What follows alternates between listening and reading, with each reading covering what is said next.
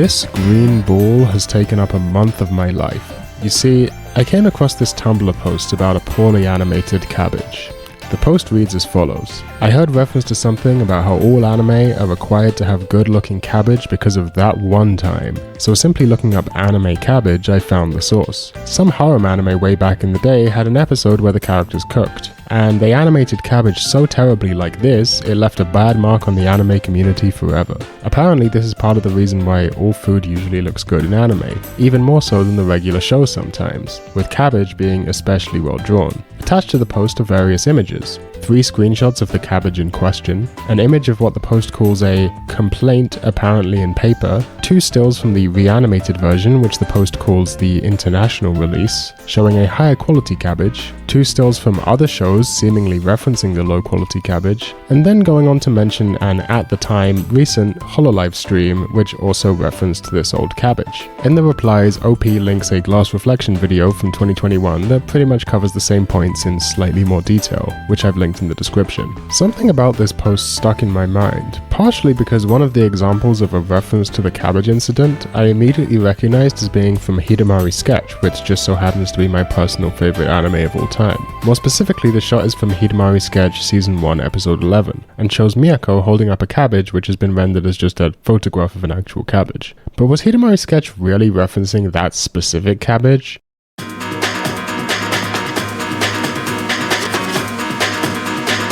If you've seen the show, the screenshot might not be as weird as it first appears. While the details are murky, Hidamari Sketch Season 1 is well known for having been produced under some sort of severe budget or time constraint, resulting in Studio Shaft implementing a number of techniques to stylize the show while also cutting costs and production time. One such technique is making heavy use of real-life photography pasted in collage style. This, along with other measures of abstracting the visuals while saving animation time, came to be hallmarks of the show's unique stylization, even in later seasons after it's clear that they were no longer under the same production constraints. In fact, in the same episode where the cabbage is from, we can see a number of other examples where random objects are represented by photographs rather than drawings, like Yuno's alarm clock, or these skin products, or these photographs which are represented by photographs, which is a bit meta. And the show is also notable for using this technique especially when it comes to food and drink. Again, just in the same episode there's a packet of crisps and some cups of tea, a mug and a teapot, a bowl of various snacks. Even in the same scene as the cabbage there's other food items, apple slices, hot dogs and a bottle of mayo, all represented by photos. It's fair to say that food being represented by photographs is a staple of Hidamari Sketch's unique visual presentation throughout the show, and it comes up a lot since it's a slice of life anime where characters are constantly hanging out and eating snacks. So it's hard to say that this cabbage was really meant to be a reference to the poorly animated cabbage incident. The other example from the post comes from Hayate the Combat Butler,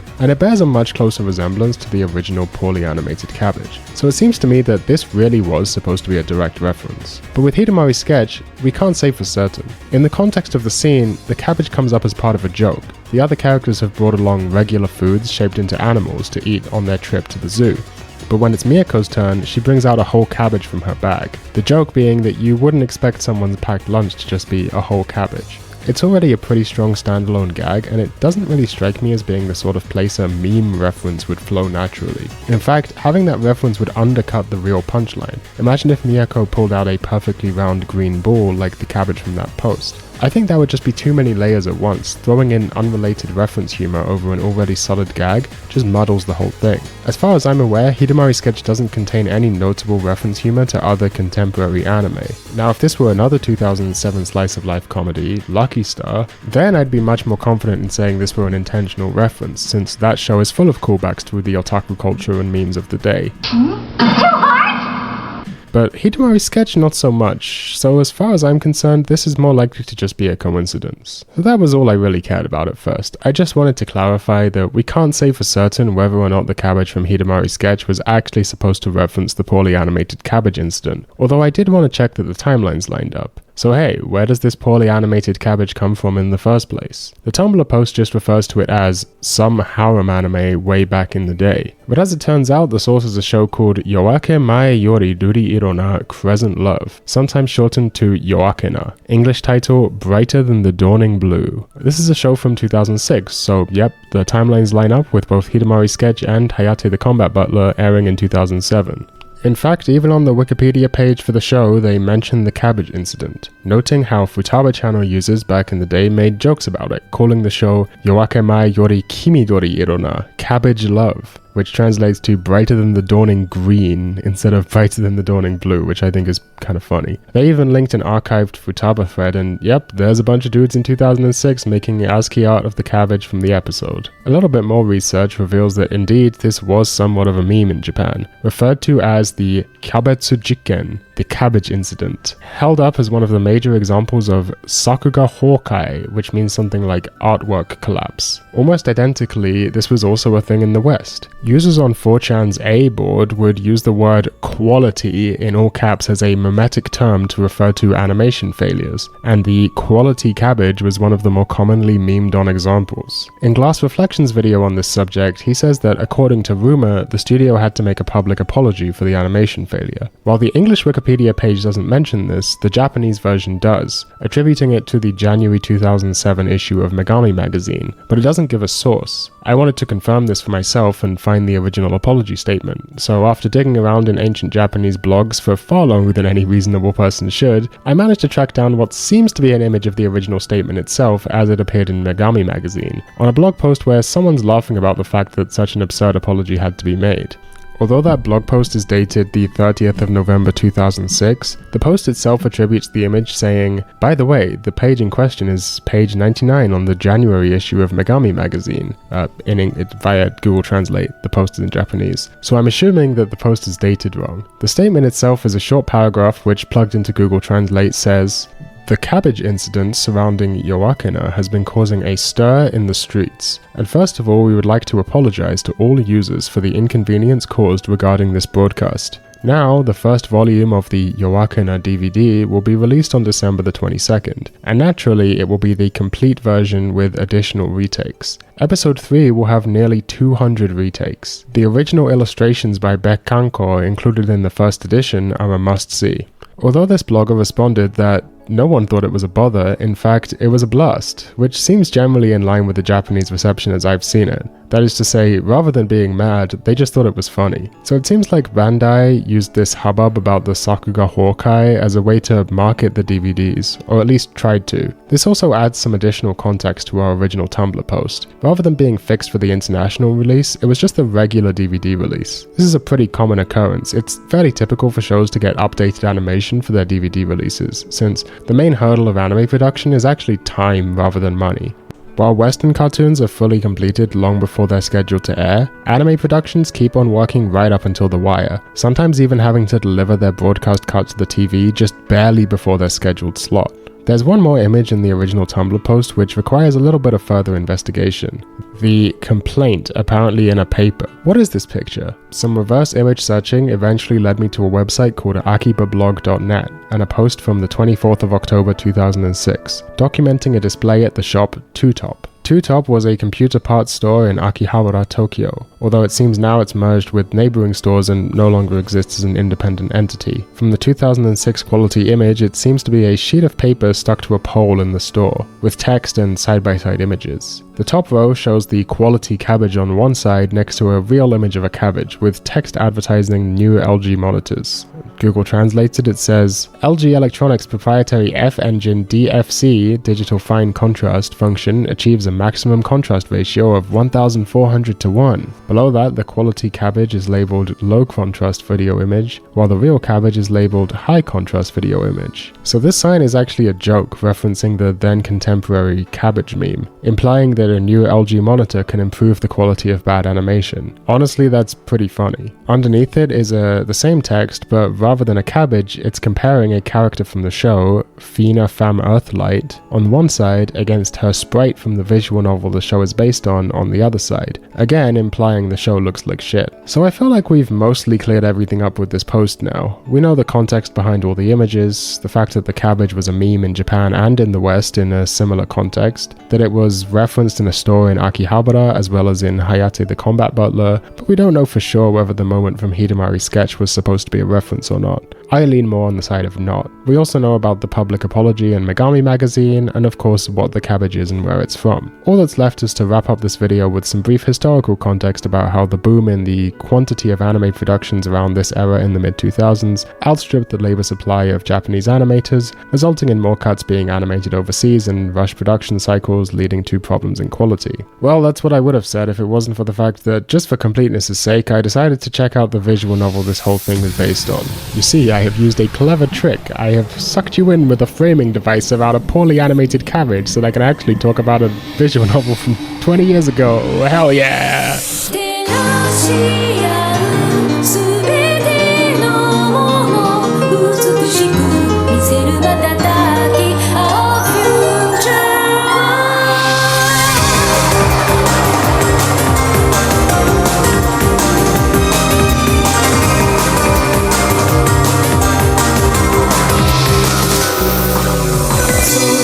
Now, Yoakena is a bishoujo game from 2005, and it's not really a text that was ever intended for a general audience. It was created by and for a niche of otaku who are immersed in otaku subculture and approach works from an otaku perspective. This is something that can be fairly hard to communicate, and it's one of the major reasons I've held off on making videos about particular works which I enjoy up until this point. Because before even approaching the text, we need to establish a framework which is actually useful for examining otaku media in particular. If we simply treat this like any other text, like a book or a movie, we could probably get some meaningful results, sure, but we'd also come away missing something if we don't contextualize our analysis within something like an otaku way of looking at things. In other words, otaku media is art created for a purpose within a particular cultural mindset.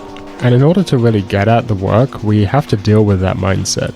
This is where I've run into issues in the past, because it's something which is very vague, informal, and intuitive, and each individual will of course bring their own viewpoint. While there is no unified otaku way of reading, which every otaku can agree on or even thinks about consciously, still, somehow, there's a distinction to be made between the otaku way of reading and the non-otaku way of reading. Think about it like this. If the only framework you have to analyze the quality of music comes from the academic tradition of the classical world, you're just going to find it really hard to say anything interesting about the 80s DC hardcore punk scene. That's not because the classical framework is bad, it's just fit for a different purpose. Likewise, trying to read a bishoujo game or watch a slice of life anime as if it were any other novel or TV show will inevitably result in a lackluster analysis. Technically, the same chords and rules of functional harmony apply whether you're critiquing Dvorak or Bad Brains, but the function of the music within a social sign system is completely different. If you go into a Minor Threat album expecting the mathematical intricacy of the Goldberg variations, you're just going to be very disappointed in the same way you'd be disappointed trying to start a mosh pit at a performance of Handel. Along the same lines, if you go into Magipoka expecting Breaking Bad, you're gonna have a bad time. And you'd also have a bad time trying to find moe characters in The Wire. While all of these things are in the same medium of television, like Reagan Youth and Ravel are both technically music, they serve entirely different purposes. And now there is crossover. Sure, you'd have a hard time moshing to Handel, but anyone could go fucking crazy to Shostakovich's String Quartet 8-second movement.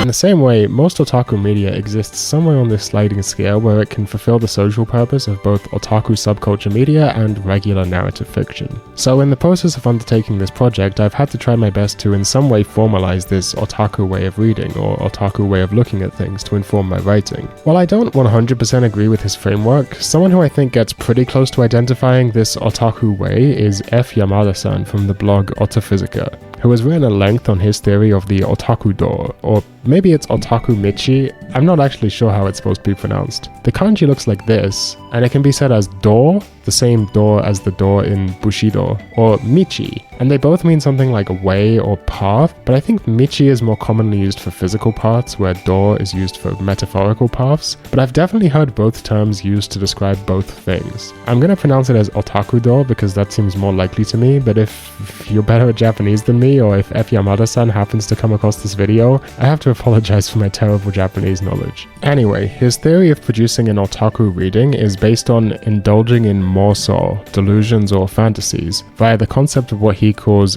kyaratate dokkai, which means something like character building reading comprehension. Quoting him via Google Translate, in order to make fantasy possible, a special or rather otaku-like way of reading a story is required. In this article, I will call this character building reading. This is a term I coined. Normal people read a story as follows. First, there's the story, then there's the character. However, reading in this way makes fantasy impossible. To fantasize, the above order must be reversed. In other words, otaku read a story as if the character comes first and the story unfolds around that character. They forcibly extract the character from the original story. This leads to every scene in the story being read as providing information about the character, such as a certain character will act this way in this scene.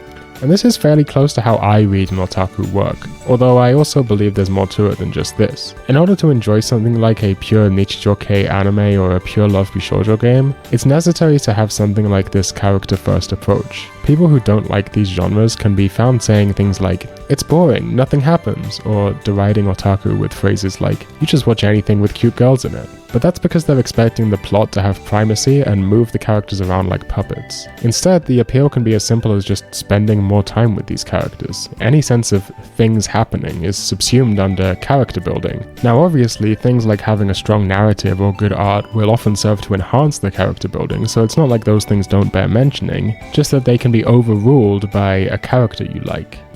There is one extra step which F. Yamada-san also touches upon. He calls it zokusei bunseki, or attribute analysis. But this type of thing has been identified as central to otaku culture for a while. Hiroki Azuma calls it database consumption, Trixie called it categorical attraction. It can be found in the usage of the suffix form of the word moe.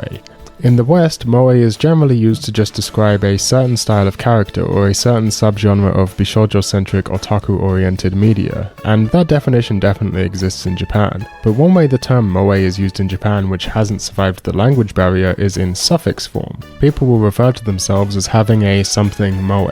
For example, having a glasses moe means having a categorical attraction to glasses-wearing characters.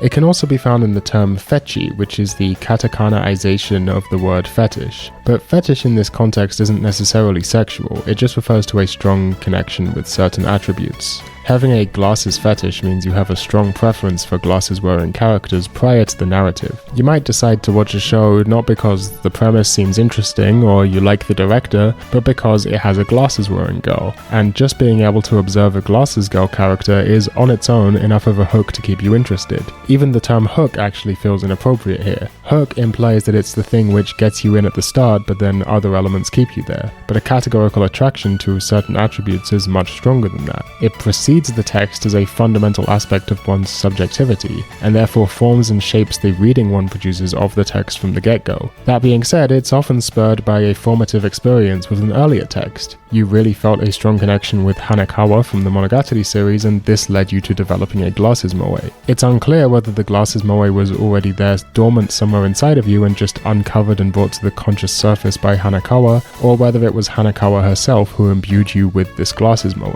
And this is the key. A categorical attraction is less like a sexual fetish and much closer to an autistic fixation. A train enthusiast may take a trip to a particular station just to mark down a sighting of a particular model of locomotive, or a theme park enthusiast might make a journey to a specific park even if it's not particularly good, just because there's a ride there which they haven't ridden yet. This style of thinking more closely resembles the attitude of an otaku who reads through a visual novel they don't even like just because it has a megane one-san. However, as F. Yamada goes on to say, to properly delude oneself, one must go beyond attributes and grasp the subtle charms of each individual character. Someone who can only categorize everything as the same girl with glasses can't possibly be a good otaku. If you can't sense the subtle differences between this girl with glasses and that girl with glasses, you're not an otaku. And this is really the point of attribute analysis. It's not just Hiroki Azuma's database consumption, not just a pure spreadsheet categorization, but precisely categorization in service of the breakdown of that categorization into individual characters. The attribute categorization serves the purpose of being able to say, while this character and this character are both glasses-wearing girl characters,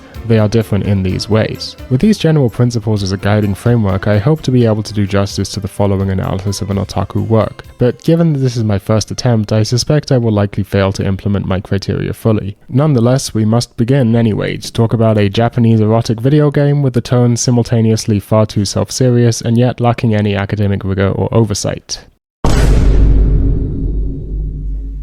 Yoake mai Yori Ruri or yoakena for short, was released in 2005 by Studio August. The game is told from the perspective of protagonist Asagiri Tatsuya living in the far distant future after a brutal war between the Earth and the Moon was so destructive as to set technological and societal progress back to the level it was in around 2005. Actually, this bit is a little unclear, but I think more accurately, since the war is supposed to have happened 800 years before our story takes place, it sets society back even further, and it's taken them 800 years to rebuild up until the point where they're at roughly 2005 levels again. Although the Earth and Moon have been at peace since then, it's a tense situation, with both sides still harboring huge distrust towards each other and cross-cultural interactions between Earthlings and Lunarians severely limited. Since the Moon came off slightly better from the war, they maintained a higher degree of technological development, based on so-called lost technology from the previous civilization, hence allowing them to continue to live on the Moon.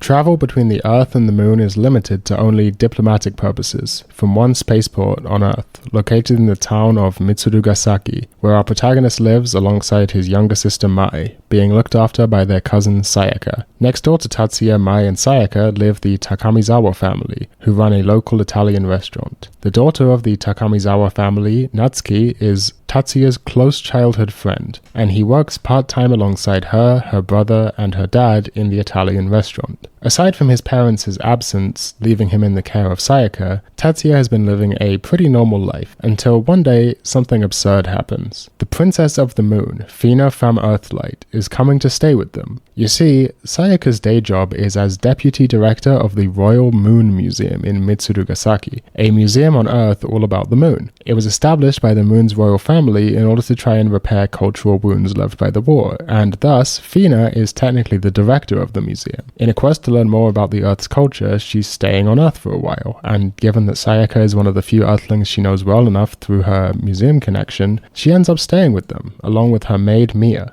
I'm aware that was a lot of information to dump on you at once, but we'll be spending plenty of time in this world with these characters, so don't worry if you didn't catch all of it. Thus, the scene is set for our journey through this visual novel. For those of you who aren't familiar with the mechanical tropes of visual novels, these kinds of games work a little bit like choose-your-own-adventure stories. First, you have the common route, the section that all the other routes have in common. Via your choices in the common route, you'll be sent on one of various character routes. Typically, as is in the case for yoakena, the character routes are each alternate timelines. Things which happen in one timeline don't affect the others. To play the whole game means completing every route. And just to note, I'm playing the all-ages version of yoakena, which is based on the PS2 re-release that came out in 2006, 1 year after the original. That version includes 2 bonus heroines, Toyama Midori and Estelle Frisia. That was then ported back to PC in 2009 and re-released as Yoake mai Yori Ruri Moonlight Cradle, and that is the version which was fan-translated into English by the group Winter Confetti, who released a partial translation in 2013, then one of the translators dumped the rest on Reddit without permission in 2016. I'm playing that version because it's the one that happens to be translated, since my Japanese knowledge is on about the same level as a 4-year-old child from Germany who doesn't speak Japanese. Anyway, Yoakena's layout is as follows. On the first playthrough, no matter what choices you pick, you will always be forced onto Fina's route. Once you finish her route, you unlock the routes for Mai, Natsuki, Mia, Sayaka, Estelle, and Midori. Upon completing all of those, you unlock the route for Wreath, and then once you finish Wreath's route, you unlock the true ending. Now, you're going to see some footage of me playing the game at some point, presumably, so I may as well address this off the bat. I play visual novels with the text speed set to maximum, and I have no qualms about skipping voice lines. I'm a fast reader, and waiting for the text to finish printing through the screen or a voice line to finish playing is just slow and frustrating. I am aware there are some people in the visual novel community who think this is blasphemy, but I am physically unable to handle anything else. It is a skill issue on my part. For footage, I then recorded the game playing itself on auto mode, but I forgot to set the text speed back down from maximum, so that's why it looks like that. Since visual novel gameplay is hardly stimulating to watch, I'm not sure what I'm going to do for the visuals here. Maybe I'll throw up a video of myself playing Team Fortress 2 or something. I'll figure out what works while I'm editing, I guess. Another thing you'll notice is that the font is slightly broken, with these missing character squares. I kind of stopped noticing them after playing the game for a while. I'm sure it's the result of running an unofficial translation via Wine on Linux, and it does look a bit ugly, but I couldn't do anything about it, so sorry about that.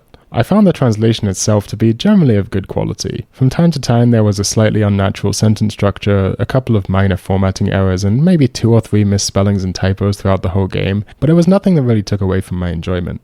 Again, this was the all ages version, so there were no H scenes. The first thing I'd like to draw your attention to is the quality of the art, primarily from the artist Bekkanko. This is really a highlight of the game. It just never looks anything other than stunning. From the character sprites to the backgrounds and especially the event CGs, it really blew me away. Bekkanko's style here somehow manages to be of its time, ahead of its time, and timeless all at once. I can sense a bit of prefiguring KyoAni style, especially with Haruhi from the character designer Ikeda Shoko, but also the slightly ovular face shapes and especially the eyes remind me of Aoki Ume. Bekkanko's characters always seem to be very slightly looking up at you, with poses that are full of dynamic motion and reflect each character's unique personality. Mia always seems slightly timid, while Natsuki is brimming with confidence. Fina never loses her regal composure, and Mai has a sense of kindness behind her eyes. But my favorite sprite in the game has to be this one of Midori making an almost comically moe moe or idol type pose with her fingers outstretched towards us, winking.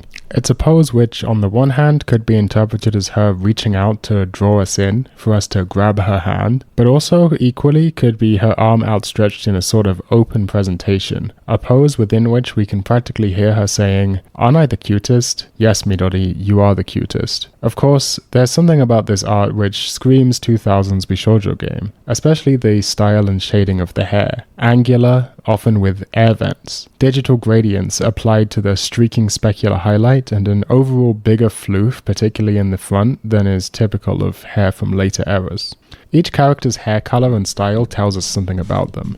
Fina's bluish, lavenderish, purplish hair reflects purple being a typical color used by nobility, and blue being in the game's title and associated with the Virgin Mary, a figure who represents sacred femininity and motherhood. But the color washing out almost to white, which coordinates with her signature dress, signals that she is both pure, almost to the point of sacredness, but also not the saturated deep blues and purples associated with untouchable divinity or monarchy. Rather, she is both ethereal but also of this world. She lives in a castle but also in Tatsuya's regular Japanese suburban home. She is both a lunarian, literally from out of this world, but also a fellow human, just trying to live among other humans.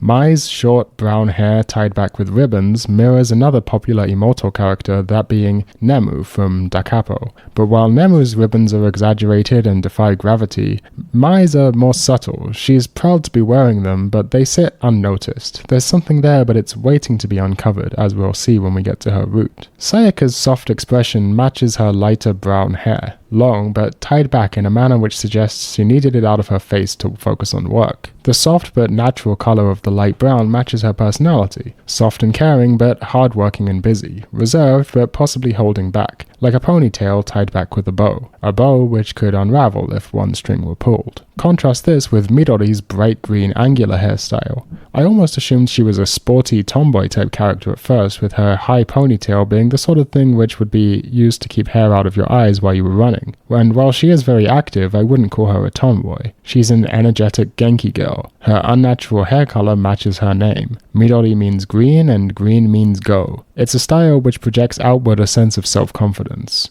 Natsuki's hair is, to me, the most naturalistic. It's fairly long and a regular brown color, with bangs covering her forehead. Her design actually reminds me of Mikurun from Haruhi. The natural, let-down hair reflects Tatsuya's relationship around his longtime childhood friend, neighbor, and co-worker. He can be his natural self around her, and she can be her natural self around him. Estelle's hair is the most alien-seeming to me, from its artificial pink color to its almost geometric shape, decorated with accessories that don't quite fit any style I'm familiar with. This is in line with Estelle being someone who is out of place on Earth, a lunarian who resents Earthlings and didn't want to be here to begin with. Her longer, straight bangs cover her forehead and outline her face tightly, as if covering up as much of her as possible. The pink, which might otherwise imply a childish femininity, when matched with her piercing, intense eyes, communicates seriousness and fire. She is someone who doesn't have time for you. Mia's short hair and bangs mirror her diminutive stature, a formal haircut befitting of someone in service of royalty, and yet its perfect orderliness begs to be tussled. I want to pet this creature. We can't dismiss the power of a maid outfit, of course. It's one of the most powerful inventions humanity has ever created, and the white of the maid headband stands out against the blue-black of Mia's hair. The formality of the short, neat hair and maid uniform creates a classic gap moe against her clumsy personality. The dojiko maid is a lasting trope for a reason. Finally, Wreath's long blonde hair against goth lolly clothes with sharply contrasting emerald green eyes produces a doll-like appearance, as well as her hat with Nekomimi-esque shapes, matching her cat-like personality. And while I won't go into too much detail here because I'll save a more thorough analysis for when we get to her root. I really think Bekanko cooked here. I don't know whether the character designs were created first and the writing for each character based off of them, or the other way around, or maybe if both tasks were done to some degree in tandem, but whatever the process was, it clearly worked. As we just saw, from the hair alone, we can already find a wide range of degrees to which art parallels character effectively. While there are no characters who match precisely my personal preferences in terms of attribute categorizations I have an attachment to prior to the text, I still found myself ending up really attached to these character designs after spending time with them. On top of that, I really felt like a lot of the CGs have masterful compositions. Like the way the water splashing around Mai here creates such a sense of movement while also framing the subject and creating depth by separating her from the foreground and background, in a setting which could easily have felt flat given the relative featurelessness of an ocean scene on a sunny day. The bold upwards facing perspective adds us into the scene. I can almost feel myself submerged in water from the neck down, splashing around while the sun beats on my shoulders. For another example, CGs featuring Fina often utilize heavy imagery of these deep dark blue night skies in the background with an oversized moon hovering behind her, giving her a strong key light. It's a neat way to visually symbolize how her relationship and duty to the moon is literally always hanging over her, looming, and also always contextualizes the way other people are able to view her. Her hair and royal dress both flowing in the wind, following the same curve and existing in the same color space, again representing her role as princess being inseparable from who she is at a fundamental level. To be honest, I could go on about this for days, but at some point we actually have to start talking about the story itself. Needless to say at this point, but massive credit to Bekanko. Truly an incredible artist. Sometimes I click on what I expect to be a YouTube video essay, which is some sort of analysis and critique of a piece of media, and I feel like I'm asking, is this analysis or plot recap? Then the twisted face of the YouTuber stares back at me from the thumbnail saying, "It's a good video, sir." But of course I look inside and it's all plot recap. Now look, I like Quentin reviews, but I really want to do more here than just flatly describe what is happening on screen with barely any further commentary. That being said, I also face the problem that this isn't exactly Breaking Bad. Visual novels are already a niche medium, and this is a fairly niche text within that medium. I can't just expect you to already be familiar with the story. So in order for you to understand what I'm even talking about, I'm going to have to tell you what happens before I can comment on it. I'll try and strike a balance between recap and analysis, summarizing the events of the narrative via my own reading and interpretation while adding additional commentary. But please keep in mind that this is my first real attempt at this kind of thing, and so I may end up being kind of inconsistent or weird. It's also worth noting that this is mostly a slice of life story, especially during the common route after the inciting incident of Fina coming to stay on Earth has been introduced. The common route is mostly just characters hanging around, and there's not much exciting plot to regale you with anyway. First, Tatsuya wakes up, then he hangs out with so-and-so, then he goes to work, then he comes home, then he has a bath, and so on. Consequently, I won't spend any time going over the events of the common route. I'll just jump straight into the character routes in the order I played them. My point here is that this is not a replacement for reading the visual novel for yourself. I'm not going to make a strong distinction between a factual recounting of events versus my interpretation of the text. While you'll hopefully understand what was going on, I want to make clear here that my task is that of producing a reading of a text and trying to get at what that reading is, rather than an objective reproduction of the text in itself. I'm also going to be leaving a bunch of stuff out if I don't think it's relevant. I won't always clearly distinguish between what is explicitly stated in the game versus what's my interpretation, and that's intentional. So I'm not necessarily writing about yoakena, I'm writing about my experience with yoakena. Anyway, let's get on with it. Fina's route. So obviously the idea of a moon princess falling in love with our main character seems a bit trite. It would be easy to dismiss it as nothing more than a male fantasy. And I'm not going to deny that, of course, to some extent, it is that. I don't think we have to pretend. Part of the creator's goal was to form a romantic self-insert narrative that would make the reader feel empowered and loved just for being themselves. I think that's a valid mode of storytelling. schlocky romance has been a thing for as long as novels have been a thing, pretty much, albeit mostly aimed at women, but hey, we're allowed to have some too. With that being said, the story doesn't just stop there. There's plenty of time dedicated to breaking down the abstract form of falling in love with a princess into its concrete reality. What would it actually mean for a princess to fall in love with a commoner from another country? Moreover, another country which had previously been at war with her country, and political tensions still run very high. How would the bureaucrats and advisors have to deal with this? How would the people react? Honestly, that stuff is the best part of Fina's arc, and I really wish they'd gone further into it. I mean, it's basically the main driver of the narrative here, as we'll get to see in a second, but it plays out on a pretty small scale. I wanted to see an even broader picture of the political structure of the Moon Monarchy. I mean, this princess falls in love with a commoner archetype, or falls in love with a guy from a warring neighbor state archetype is, I'm pretty sure, a literally ancient story trope. So with a concept so well worn, I'd like to see them build on it a little more. And speaking of ancient tropes, I do want to touch on a little bit of the Japanese cultural context here. One of the most well-known Japanese myths is called The Tale of Princess Kaguya, from around the 9th or 10th century, which just so happens to be about a princess from the moon who comes to live on Earth with a regular family but then eventually has to leave to go back to the moon. The narrative around Fina in Yoakena never, as far as I can tell, directly references Princess Kaguya, but the basic idea of a moon princess coming to stay on Earth is just a little more culturally normalized in Japan, whereas in the West it might come off as completely out of left field.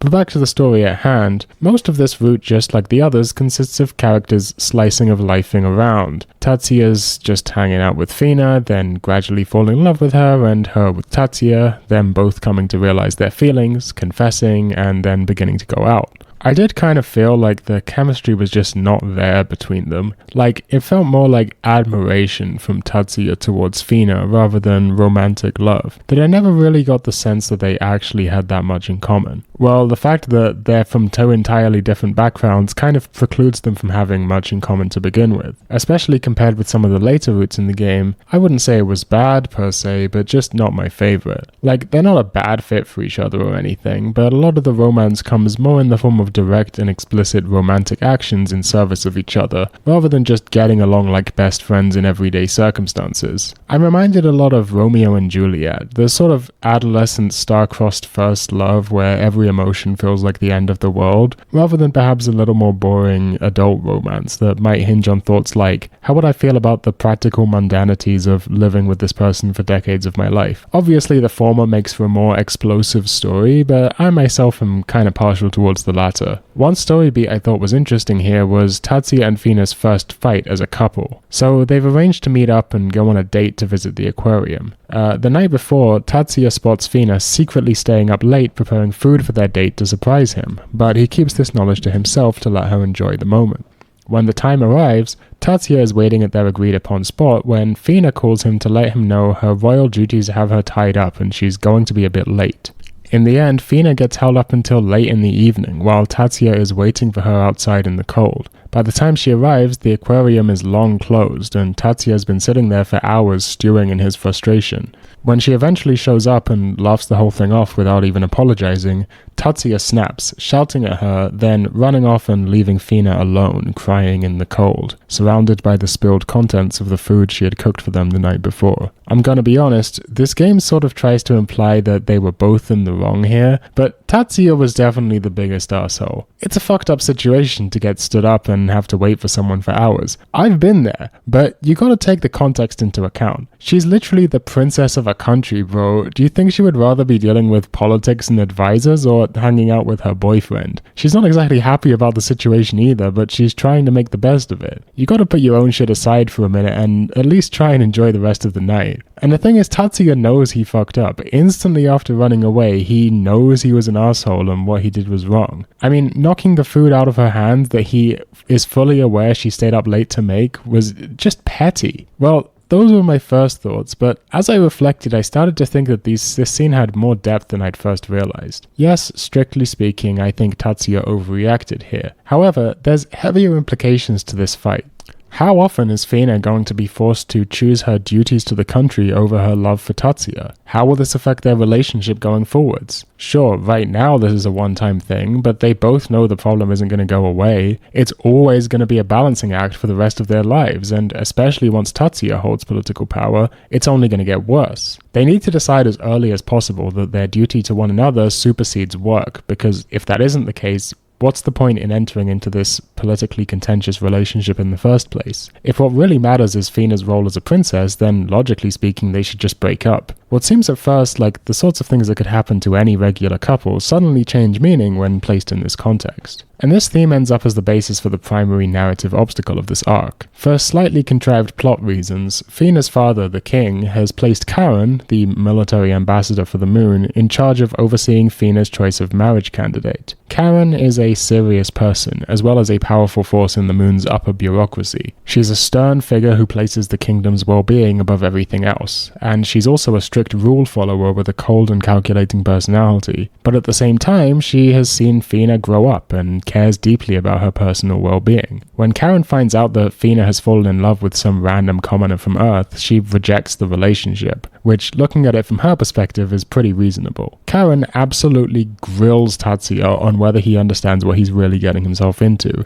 if he understands the seriousness of the commitment he's about to take on. She asks him impossible hypothetical questions which challenge whether he would prioritize his family over the good of the kingdom. For example, if you were on your way to an important diplomatic meeting, but then got the news that your family were in hospital after an accident, would you go on to the meeting or go visit your family? Tatsuya answers honestly that he would postpone the meeting to see his family after the emergency. Karen digs into him. Personal matters can't be allowed to interfere in state duty. The people will not forgive a bad leader over foregoing their duties, even in a situation like that. But then, as Fina points out, these are trick questions. If he answered the other way, that he would ignore his family and go on to the diplomatic meeting, the people might see him as being without empathy. But that's the point. There is no right answer. You have to be confident enough to navigate these impossible situations. That's the sort of skill it takes to be a great leader. So, Karen gives Tatsuya and Fina a test. Tatsuya must face Fina in a kendo match in a week's time. They both object. Tatsuya has never done kendo in his life, while Fina has been trained since birth. Fina has 1 week to train Tatsuya to beat her in a kendo match, an impossible task. Actually, I said this game never references the tale of Princess Kaguya, but that myth is also about men who have to complete impossible tasks to win the hand of a moon princess, so there's definitely something there, although the surrounding narrative is completely different between the two. I initially thought this reveal was pretty silly, but the more I thought about it, the more it started to make sense. First of all, Karen is a highly trained military general, and it's been previously well established that she's a great master with a sword. She would instantly be able to tell if, for example, Fina had let Tatsuya win. What she wants is for the two of them to train completely earnestly towards a goal, even if they know they will fail. She wants to be sure that Tatsuya will try his hardest to physically hit Fina. And she wants to be sure that Fina will both earnestly train Tatsuya to defeat her, but also earnestly prevent him from doing so in the fight. And so, despite Fina's initial refusal to participate, they train. It means literal blood, sweat, and tears. It means Tatsuya getting hit repeatedly with a hard wooden sword. And it means doing all of this in full knowledge that it's fruitless, but trying as hard as possible anyway. When the night comes for them to face each other, they both express full dedication. As a reader, I have to admit, I even thought in the back of my head, would they really have Tatsuya win here? What's going to happen? But of course, Fina ends up wiping the floor with him easily. You can't beat someone who's been practicing since childhood with just a week of training, no matter how hard you work. But then comes the twist. Karen accepts their relationship anyway. See, she never actually said she would only accept them if Tatsuya won, just that they had to face each other. The real test was whether they would perform this impossible task to the fullest of their abilities, even knowing that they would fail, because that's the skill set a leader needs. It's the damn Kobayashi Maru. Yeah, it's cliche, but I thought it was fun. It was well paced, and I really did feel the tension and release from that kendo match in my amygdala. It really was nice to see how Karen was caring for Fina the whole time. Of course she's going to respect her decisions. She wants nothing more than to see Fina happy. Overall, I thought this route was nothing special, but pretty solid. It had some decent plot points, which I've just told you about. While the romantic chemistry was a little lacking, the drama was decently effective. I will say it does feel cut a little short. Like, after the kendo match, Tatsuya sees Fina off at the spaceport, and it just kinda ends. Foreshadowing is a narrative device in which the Mia route. The first and most important thing to note about the Mia route is that she makes noises.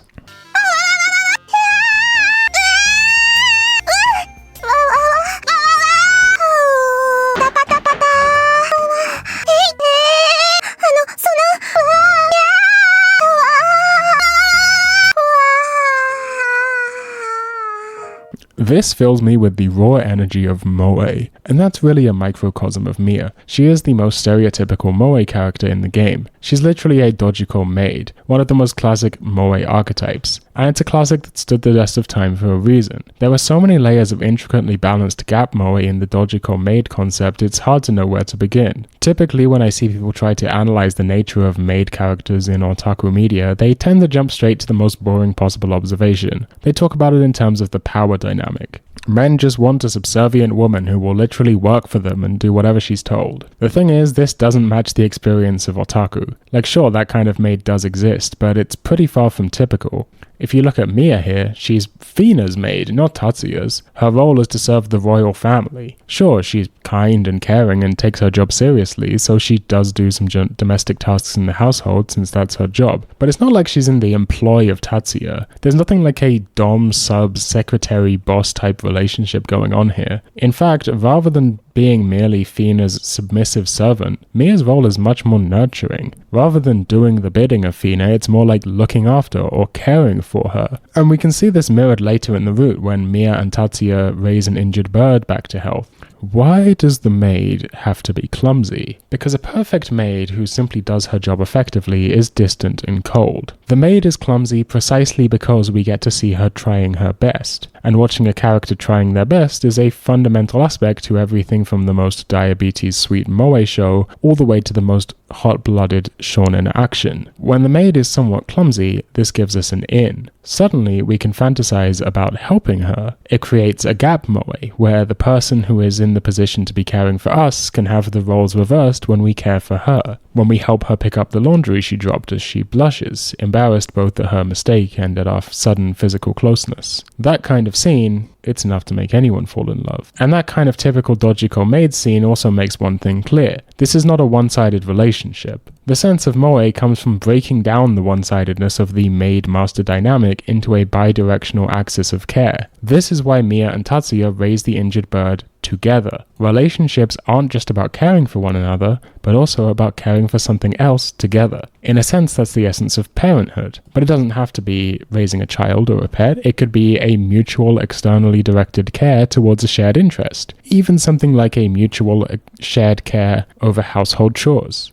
Rather than the male chauvinist otaku just wanting a maid who will fetch their groceries for them, the otaku fantasy is to go grocery shopping together as a couple, because you have a mutual, externally directed care towards the domestic environment, or towards the family as a whole.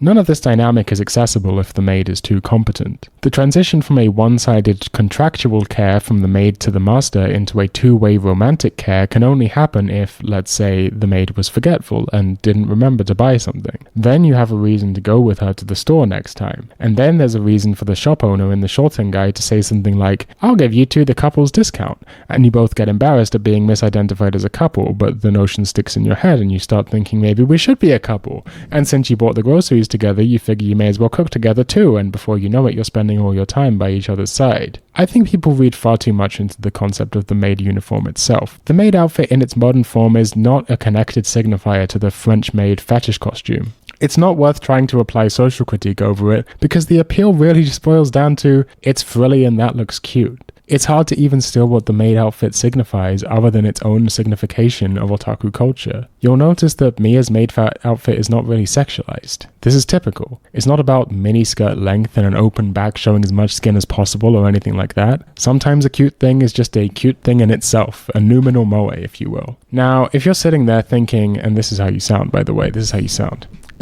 This is cringe. I clicked on this wanting to know about a poorly animated Cabbage, and now this guy is just rambling about his self-indulgent pseudo-intellectual philosophizing and romantic fantasies with fictional maids. Yeah, that's actually how you sound. It's crazy that that's where your voice is. I don't know what's going on with that.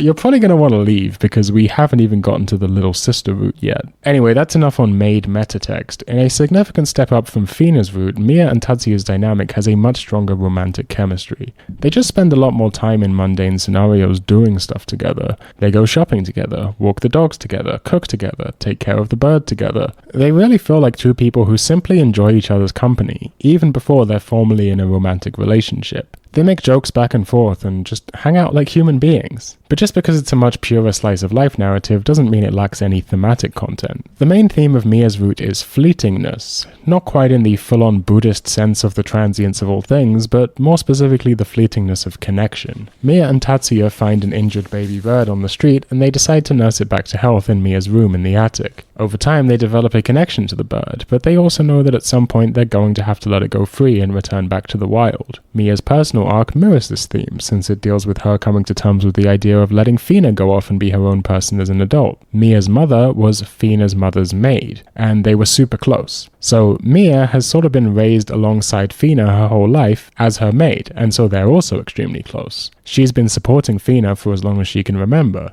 But she also has to come to terms with the fact that they're each their own people. Mia has her own relationship with Tatsuya. For the first time, she has someone to care about deeply that isn't related to her job serving the royal family. Fina has grown up, become a dependable and self-sufficient woman with a burgeoning force on the moon's political sphere. Just like the baby bird, there's a sense of melancholy here. The entire point of returning the bird to health or raising a princess is to let them embody themselves fully. But there's a tinge of sadness at that full embodiment, meaning you have to let them go. And the story ends up going in a direction which deals with these themes in a very practical context. Mia is going to have to return to the moon with Fina after her stint on Earth is over. In realistic terms, it's a pretty straightforward problem that couples in real life have to face from time to time. My partner has to travel far away for their job. Can we make this work long distance? Both Mia and Tatsuya knew that this was coming, but it once again ties back in with the theme of fleetingness and letting go. Tatsuya is ready to let go of Mia as she returns to the moon, but in the end, it's Fina who decides to let Mia go, knowing that she'll be more fulfilled on Earth with the man she loves, and knowing that she herself is mature enough not to have to rely on Mia as a maid anymore. It's bittersweet. Neither Mia nor Fina want to leave each other, but they both know it's for the best. After she's been raised to grow into this mature ruler, Fina feels some sense of responsibility to let Mia go, to enable her to grow into her own person too, outside of her role in serving the royal family. It's pretty much the exact sort of thing I expect and want out of a 2000s bishoujo game. A slice-of-life romance plot with strong characters, plenty of moe, and enough thematic depth to make me feel emotions and give a shit. My route. The first thing I'd like to address here is that this game contains a character named Mia and a character named Mai, and that's not very confusing in Japanese where their names are spelled with completely different characters, but in English that shit never stopped tripping me up. Just to clarify, Mia is the maid, Mai is the sister. Okay, real early on they make sure to tell you that Mai and Tatsuya are not blood related. In fact, that's kind of the primary conflict of this route. Mai was taken in by Tatsuya's parents when her parents died. You're probably noticing a lot of dead or absent parents by this point. It's a theme that runs throughout the entire game and we'll address its implications later. So Mai is adopted, but she and Tatsuya made a promise as kids that they would pretend to be real siblings to everyone around them, to maintain a sense of normalcy. When they made that promise, Tatsuya gave Mai the ribbons she wears in her hair to this day. As they grew up, Mai developed into a bit of a brocon, but she repressed her romantic feelings in order to sustain their promise to act as if they were real siblings. But when Tatsuya comes to share those feelings, they can no longer stay repressed. They both try to deny themselves at first because obviously it's weird. The game knows it's weird, and the characters know it will be treated as weird by their social group. But they can't deny their feelings forever, and eventually they start going out, at first in secret. It's instantly clear that this is a great relationship for both of them. They get along extremely well, after all they've known each other for a very long time. They have great banter and jokes together, but it's also clear they care deeply about one another in a way which they haven't been able or allowed to fully express until now. Mai becomes more confident in her day-to-day life, overcoming some of her sense of self-doubt and body image problems. It's just obviously healthy. At first they manage to hide their new relationship, but eventually they're discovered. Upon explaining that they aren't blood related, their friends, after the initial shock, take the attitude of, if that's what'll truly make you happy, then I'll support you. But when Sayaka finds out, she does not take it well, since she is dependent on the stability of her familial relationship with Mai and Tatsuya as the one rock in her life where she isn't under constant stress. Learning that Mai was actually adopted and that her and Tatsuya hid this fact from her for years feels like a huge betrayal of trust. She looked after both of them like a mother for all this time, only to find out they've been lying to her about the truth of their family dynamic. And now that dynamic is radically shifting. She can't handle it. It feels like her family is falling apart. And that's where this route dives a little too hard into the genre of bullshit anime melodrama for my tastes. Like Fina's route was highly dramatic, it had action and stakes and politics and so on, but this route is melodramatic. The emotions are heightened and exaggerated to the point where they overshadow any subtlety in the character interactions, and honestly it's kind of a bit much in parts. Like the slice of lifing around stuff is good, and the romantic chemistry is great, but the stuff with Sayaka, it just gets a bit grating. Like, it's not terrible, it's justified. It makes some sense for Sayaka's character to react like this. I'm glad I got to see this side of her before her route. The concept is fine, I just thought the execution was a little poor. Like, Sayaka's reaction is too vague for too long. It takes a while before we really come to understand why she's so against their relationship, and even then it's still muddled. It's a blurry sense of the family changing, which I guess isn't necessarily bad. It's realistic for emotional reactions to be irrational, but it starts to feel like drama for the sake of drama. Like, the emotions are aimless, no longer coming as a natural course of this character reacting to their world, but like the mechanics of a writer adding conflict to a story. It's not helped by the stark contrast between Sayaka's reaction to this development and everyone else's. I just ended up feeling like, why is she being so unreasonable about this? Everyone else is able to see past their own bullshit and understand that this is a positive thing for them. Why is it only Sayaka who has the most severe negative reaction?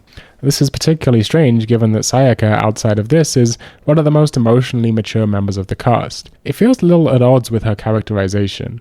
It's not totally unbelievable. As I said, within the context of this arc alone, they do spend time to justify her reaction, but within the broader context, taking into account her route and the rest of the game, this is kind of the only time she acts like this.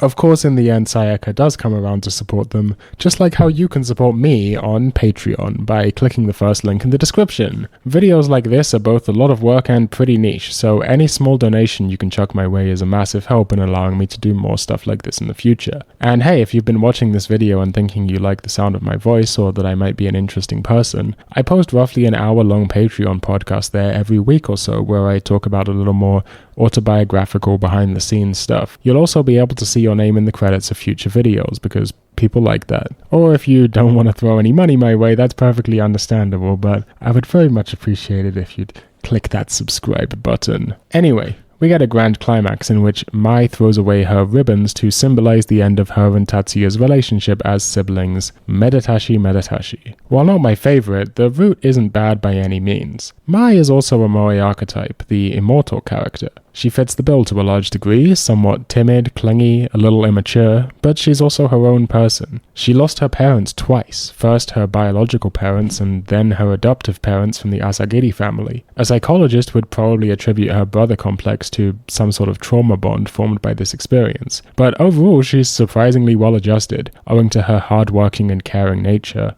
Like in the case of Mia and maids more broadly, where we experience a gap moe via care transforming from one modality to another, the appeal of the immortal character is also related to a similar transformation in feelings. The transformation of love from familial to romantic on the one hand, and the transposition of care. In this instance, the dynamic is more complex. Rather than a hierarchical relationship, this relationship is already bidirectional but asymmetrical. And unlike the flattening in the case of maid characters, here the asymmetry remains integral to the moe. The history of protecting and nurturing the immortal must remain to contextualize a romantic turn in the relationship. As we previously established, a quality otaku text should exist in conversation with categorization but also go beyond it. Like words in a poem, the signs already exist, but it's their unique arrangement that allows for creativity. I liked that the nature of the transition between modalities of relationship was being pushed to the forefront, that the root hinges on the modulation of signifiers that code the distinction between familial and romantic love, Mai's ribbons. Even the bare image of an immortal who treasures a gift her brother bought her for years is moe in itself. And the imagery in the climax neatly mirrors the theme of casting away ties that keep you oppressed. So even in spite of some heavy-handed melodrama holding it back, I can't say I disliked this route. In other words, I didn't really enjoy the storyline, but the character was strong enough that I enjoyed myself. Natsuki route. Natsuki is a childhood friend type heroine, yet another classic moe archetype.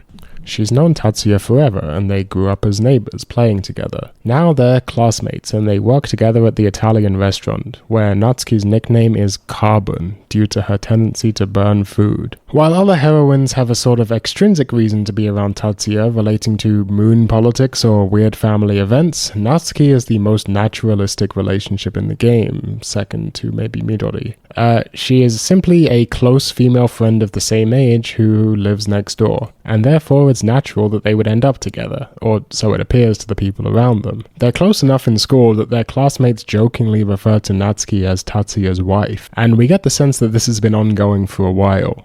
Mia even mistakenly assumes they're already a couple at first, just because they're so close and friendly around each other. When Tatsuya gets sick, Natsuki is by his side looking after him, almost in an Onee-chan-esque role. But these misunderstandings take on a different meaning after Natsuki travels abroad to Naples. Only in the sudden absence of the other's company do the two of them finally have space to realize their mutual feelings. Once they're apart from each other, it's Natsuki who realizes first, even going so far as to cut her trip short because she misses his presence. But Tatsuya catches on pretty soon also, and their dynamic begins to change. It's a pretty typical anime romance situation where both of them have realized their own feelings, but are too scared the other doesn't feel the same way to risk damaging the relationship by confessing. Then it turns out that Tatsuya's classmate and Natsuki's best friend, Midori, also has a crush on Tatsuya, and she is much more self-confident and bold than Natsuki is. This applies pressure on all sides, especially after Midori asks Tatsuya out in front of Midori, and Tatsuya accepts. Well, that's what Natsuki sees at least, driving her into a deep depression. In reality, Tatsuya only wanted to meet up with Midori in private to let her know he already has feelings for someone else and can't accept her confession. But this added pressure eventually forces the two to confess and start dating. Midori isn't exactly happy about this, but she puts on a brave face and at least outwardly supports her two friends in their new relationship, pushing her own emotions down. The good thing about the visual novel format is that I feel bad for Midori when she loses, but I can just play her root and see her win, so that's nice. It's just neat to be able to see this sort of love triangle play out from both sides. It's a unique story enabled by the medium. In another example of the running theme of fleetingness, Natsuki is going to leave to go off to university when the next term starts in order to study to become a vet. They both know that they're going to have to make this relationship work long distance at some point, at least until Natsuki finishes uni. Over the course of the route, Natsuki repeatedly mentions some sort of promise Tatsuya made to her when they were kids. A promise which is super important to her, but which he can't seem to remember the content of. This comes to a head when they get in a fight, and Tatsuya lets slip that he doesn't remember the promise, causing Natsuki to freak out and run away.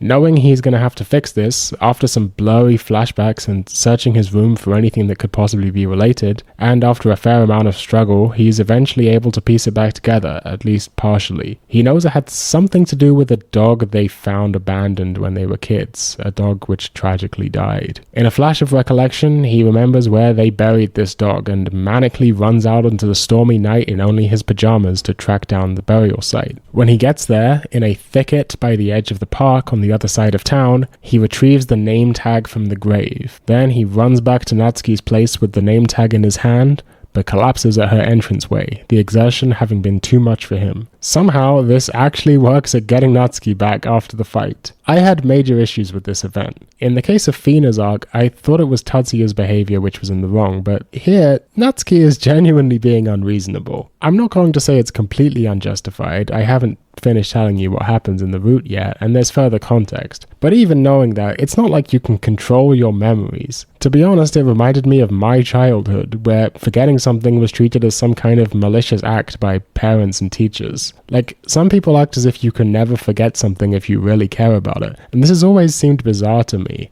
Oops, I lost my wallet. Guess I just didn't care enough about all my money. Meanwhile, I know all the lyrics to Mambo No. 5 and I fucking hate that song. It's not like Tatsuya intentionally decided to forget this event to hurt Natsuki. He was just literally like 11 years old at the time, man. Give the guy a break. He obviously cares deeply about Natsuki, but not remembering a dog from 10 years ago is too much? Come on now. It does kind of pose an interesting situation though. You see, at first, what is revealed is that Natsuki and Tatsuya found an abandoned dog left in the street. The dog was critically ill, and they spent all night running around town trying to find a vet to treat the dog, but they couldn't. and the dog died. Tatsuya has this image in his memories of Natsuki crying her eyes out, and now he's placed it in context. For Tatsuya, this was a random thing that happened to him as a kid, which he's forgotten, but for Natsuki, this was a formative event in her life. It was the moment where she made a promise to become a vet when she was older.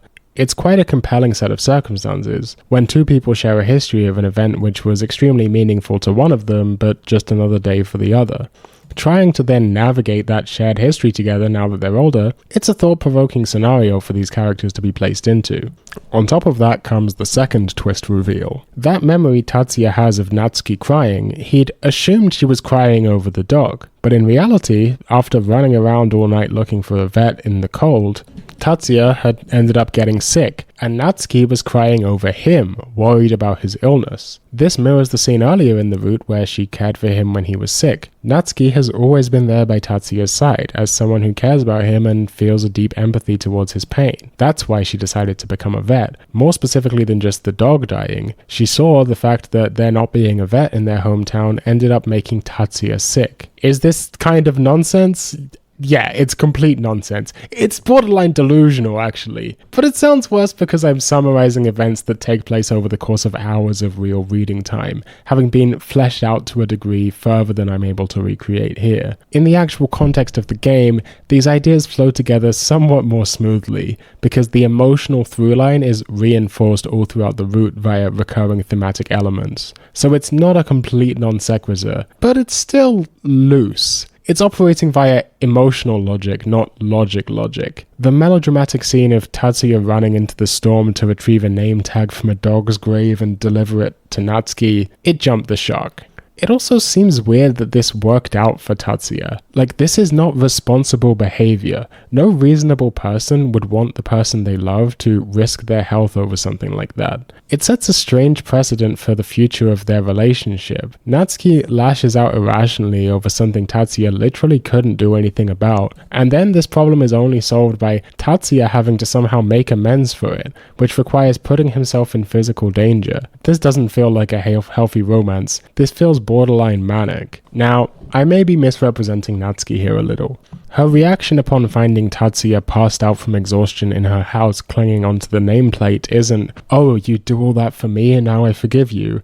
It's more like, "Oh no, you've been hurt, let me take care of you." And only after that is the true nature of the memory of Natsuki crying revealed. But if that's the message you're trying to send, then the facts of the narrative directly contradict it. Objectively speaking, retrieving the name tag repaired their relationship. Tatsuya is rewarded for indulging Natsuki's unhealthy obsession with that promise from 10 years ago. It sets the precedent for a future pattern of enabling where Tatsuya is required to sacrifice over Natsuki's emotional instability. I don't know, maybe I'm reading too much into this, but this isn't just a logical deduction I've made by analyzing the facts of the plot. This is the reasoning behind why this arc made me feel a bit gross. What's bizarre is, driven by the Boke-Tsukomi relationship between Natsuki and her brother, while the melodrama might seem pretty heavy, this route is the most comedic in the game, at least at first. Although it's all standard fare manzai-style physical comedy, I did find it to be reasonably effective. It wasn't laugh-out-loud funny, but it set a lighter tone, which was a much-needed reprieve after the heavy melodrama in Mai's arc. Little did I know the melodrama would be making a comeback here. The running gag is just the slapstick of Natsuki, the Tsukomi, throwing a wooden spoon at Jin, the Boke, as a retort. It starts off naturalistic, when they're both cooking in the Italian restaurant their family owns. But once the pattern is established, the game keeps upping the absurdity, until it's just a fact of the universe that Natsuki, wherever she is, can summon a wooden spoon to throw at Jin out of thin air, and that the wooden spoon is telekinetically magnetized to hit its target, defying physics. もちろん。おやつと僕と夏希の3人に1枚だったピッツァを8分割したうち4切れ食べたのは秘密にしといてあげるから。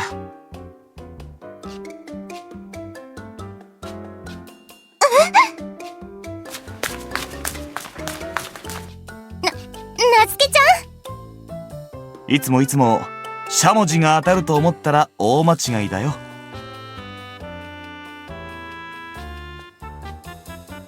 ここは危険だ。捨てろ。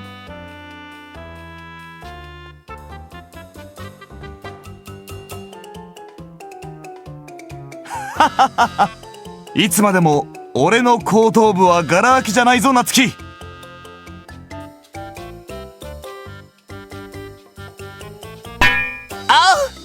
What I mean to say is, I found this route tonally incoherent, and the primary drama rested upon sketchy logic. Natsuki herself isn't a bad character, and I enjoyed everything up until the scene where she learns Tatsuya has forgotten the promise. After that, it kind of just fell apart for me when the melodrama not only overshadowed the characters, but it felt like it was twisting them to suit story needs. Because that's the thing, Natsuki isn't an unstable, irrational person. She's Tatsuya's close childhood friend. She's well liked in school. She works hard in the restaurant. She's self-conscious about her lack of cooking ability and puts in hard work to try and improve. As I mentioned before, she has almost One-chan vibes, precisely because she's emotionally mature and driven to care for the people she loves. So it didn't feel natural that she would develop a complex about this one event from her childhood so strong that she'd drive the person she cares about most to put himself in harm's way. That's not something the Natsuki from the first half of the route would ever do.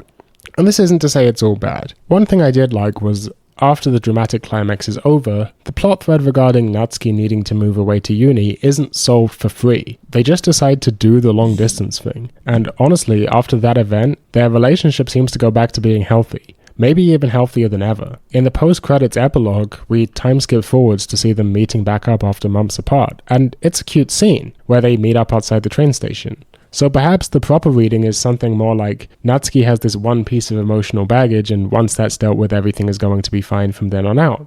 The conflict in the end made their relationship stronger than it was before. It's a little tricky to explain because that stuff is also there in the text, and it's not like I completely didn't understand it. I held both viewpoints at the same time. On the one hand, this mutual struggle strengthened their romance for the future, and on the other hand, this struggle indicates instability for the future. It was messy, I might even say clumsy, which is a shame because Natsuki has untapped potential as a character. Her and Tatsuya have excellent chemistry outside of the dead dog arc, and in fact their chemistry is so strong that everyone around them already assumes they're naturally going to become a couple. And that isn't just told to us, the dialogue is right there on screen with them bantering back and forth, cracking jokes, just enjoying each other's company. So yeah, mixed feelings on this one. I feel like even my writing here ended up a little all over the place, but let's move on. Sayaka route. Sayaka is Tatsuya's second cousin, but she's also taken on the role of caregiver in the Asagiri household. While her position might seem closer to her mother, both Tatsuya and Mai refer to her as One-chan, big sister. She holds an important position as the deputy director for the Royal Moon Museum, a job that leaves her without very much free time. So in terms of attributes, we have a double whammy of a sort of One-san parental figure and also overworked OL moe. This is completely based on my own observation, so I could be wrong, but I think yoakena was ahead of its time here, because I feel like OL characters didn't have a burst in popularity until the 2010s, maybe even the latter half of the 2010s. Although actually thinking about it now, I can think of various examples that fit the bill from earlier. So definitely not a super common archetype in visual novels of any era, but especially this era. I have to give them credit for that. While overwork in poor conditions has been a consistent theme in Japanese society, it was really getting out of hand in the 2000s. The second half of the 2000s was the start of the government's ongoing initiatives to try and curtail the absurd work culture. Despite what you might have heard, the situation of black companies and karoshi, or death by overwork, has been very gradually improving over the past 20 years, thanks to the press and public pressure forcing the government to create stronger worker protection laws. Don't get me wrong, the situation is still bad and the pace of progress has been slow, but Yoakena was written at the peak of this problem. In 2006, the year after Yoakena was released, Japan revised its Industrial Safety and Health Act, adding new requirements for providing health-related protections for employees who work long hours. That act was really the first step in their attempt to curtail worker abuses in the country. So I suppose I shouldn't be too surprised that a story released just before the situation began to improve does contain reference to what would have been a hot-button issue at the time. But aside from the background theme of overwork, the primary conflict in this route is focused around overcoming boundaries. Specifically, the pseudo-familial boundaries of Tatsuya and Sayaka's relationship. Tatsuya simply doesn't want to be thought of as a child anymore, but Sayaka doesn't want to let go of her image of him. This desire to be seen as a man is strongly interlinked with his romantic attraction to Sayaka. It's not clear which came first. the emotions are messy. It's a strange relationship. Sayaka's affection towards him is always tinged with a motherly edge. She gives him head pats, for example. But that stuff mostly comes after they get into a relationship, and I was left wishing that Sayaka's affection had been more fleshed out prior to that point. To clarify, it's not that Sayaka feels nothing towards Tatsuya, but rather that she, similar to Mai, has repressed those feelings. On the one hand, to preserve the family dynamic, but on a deeper level because accepting her attraction would mean letting go of her image of Tatsuya as being a little kid. Seeing Sayaka work so hard motivates Tatsuya to push himself too. He comes to help out at the Moon Museum, as well as pushing himself in other areas of his life. In part, this is due to his admiration of Sayaka, but it's also him trying to signal that he's a man, that he's capable of being an adult who contributes to society. This route doesn't really have the plot-focused melodrama of Mai and Natsuki's. It's focused more on the internal character drama of Tatsuya pursuing Sayaka. But that's not to say there's no plot. When Sayaka was a student, she was able to visit the moon once. This is a very rare occasion. It is extremely uncommon for researchers from Earth to be allowed up to the moon, since the moon controls the transportation network and they have no reason to accept it. Ever since then, Sayaka has wanted to go back. Aside from just being a hard worker, her passion for studying the culture of the moon is very real. She's in her position because it's a job she truly cares about and finds fulfilling, and being able to travel to the moon in person was basically the highlight of her career.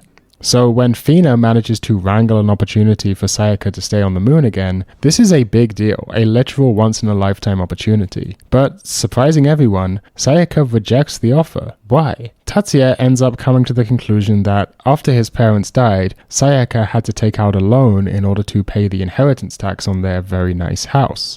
Perhaps she owes money to some not-so-nice people, and that's why she has to work so much, which in turn is why she can't afford to take time off to visit the moon. This piles onto his other motivations to work harder, and he takes on even more hours at the Italian restaurant to try and prove that they can be self-sufficient, as well as getting Mai involved.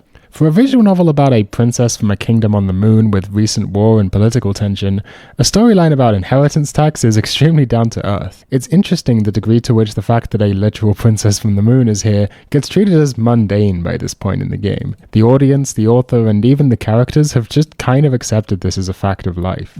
But it turns out this inheritance tax stuff was all a misunderstanding from Tatsuya's side, and Sayaka really just wants to stay on Earth to spend more time with her family. You might be getting a sense that this is probably the least romantic of the character routes, maybe next to Wreath's. Sure, the romance stuff is there, but it ends up fading into the background of a story that's really about family and notions of responsibility in a broader sense. Once again, back to this theme of fleetingness and letting go, the conclusion here is that the right thing to do is to support your loved ones in going off on their own. That it's because Tatsuya really loves Sayaka that he wants her to go off to the moon and not worry about the family. Tatsuya wants Sayaka to see him as a man because of his romantic ambitions, but even more so he wants her to know that he can take care of himself, that he refuses to be a burden preventing her from going off and doing what she's passionate about.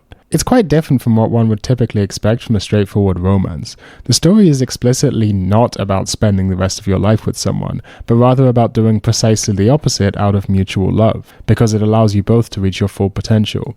It's even left in the air the continuity of Tatsuya's emotions. Does he want Sayaka to see him as a man because he's in love with her, or are his romantic intentions towards her just another component to his signaling that she doesn't have to take responsibility for him anymore? It's a really nuanced look into Tatsuya's psyche, and a bold story wherein the somewhat taboo romantic aspect enhances the emotional core. On the subject of Natsuki's moe traits, there are two kinds of One-chan moe.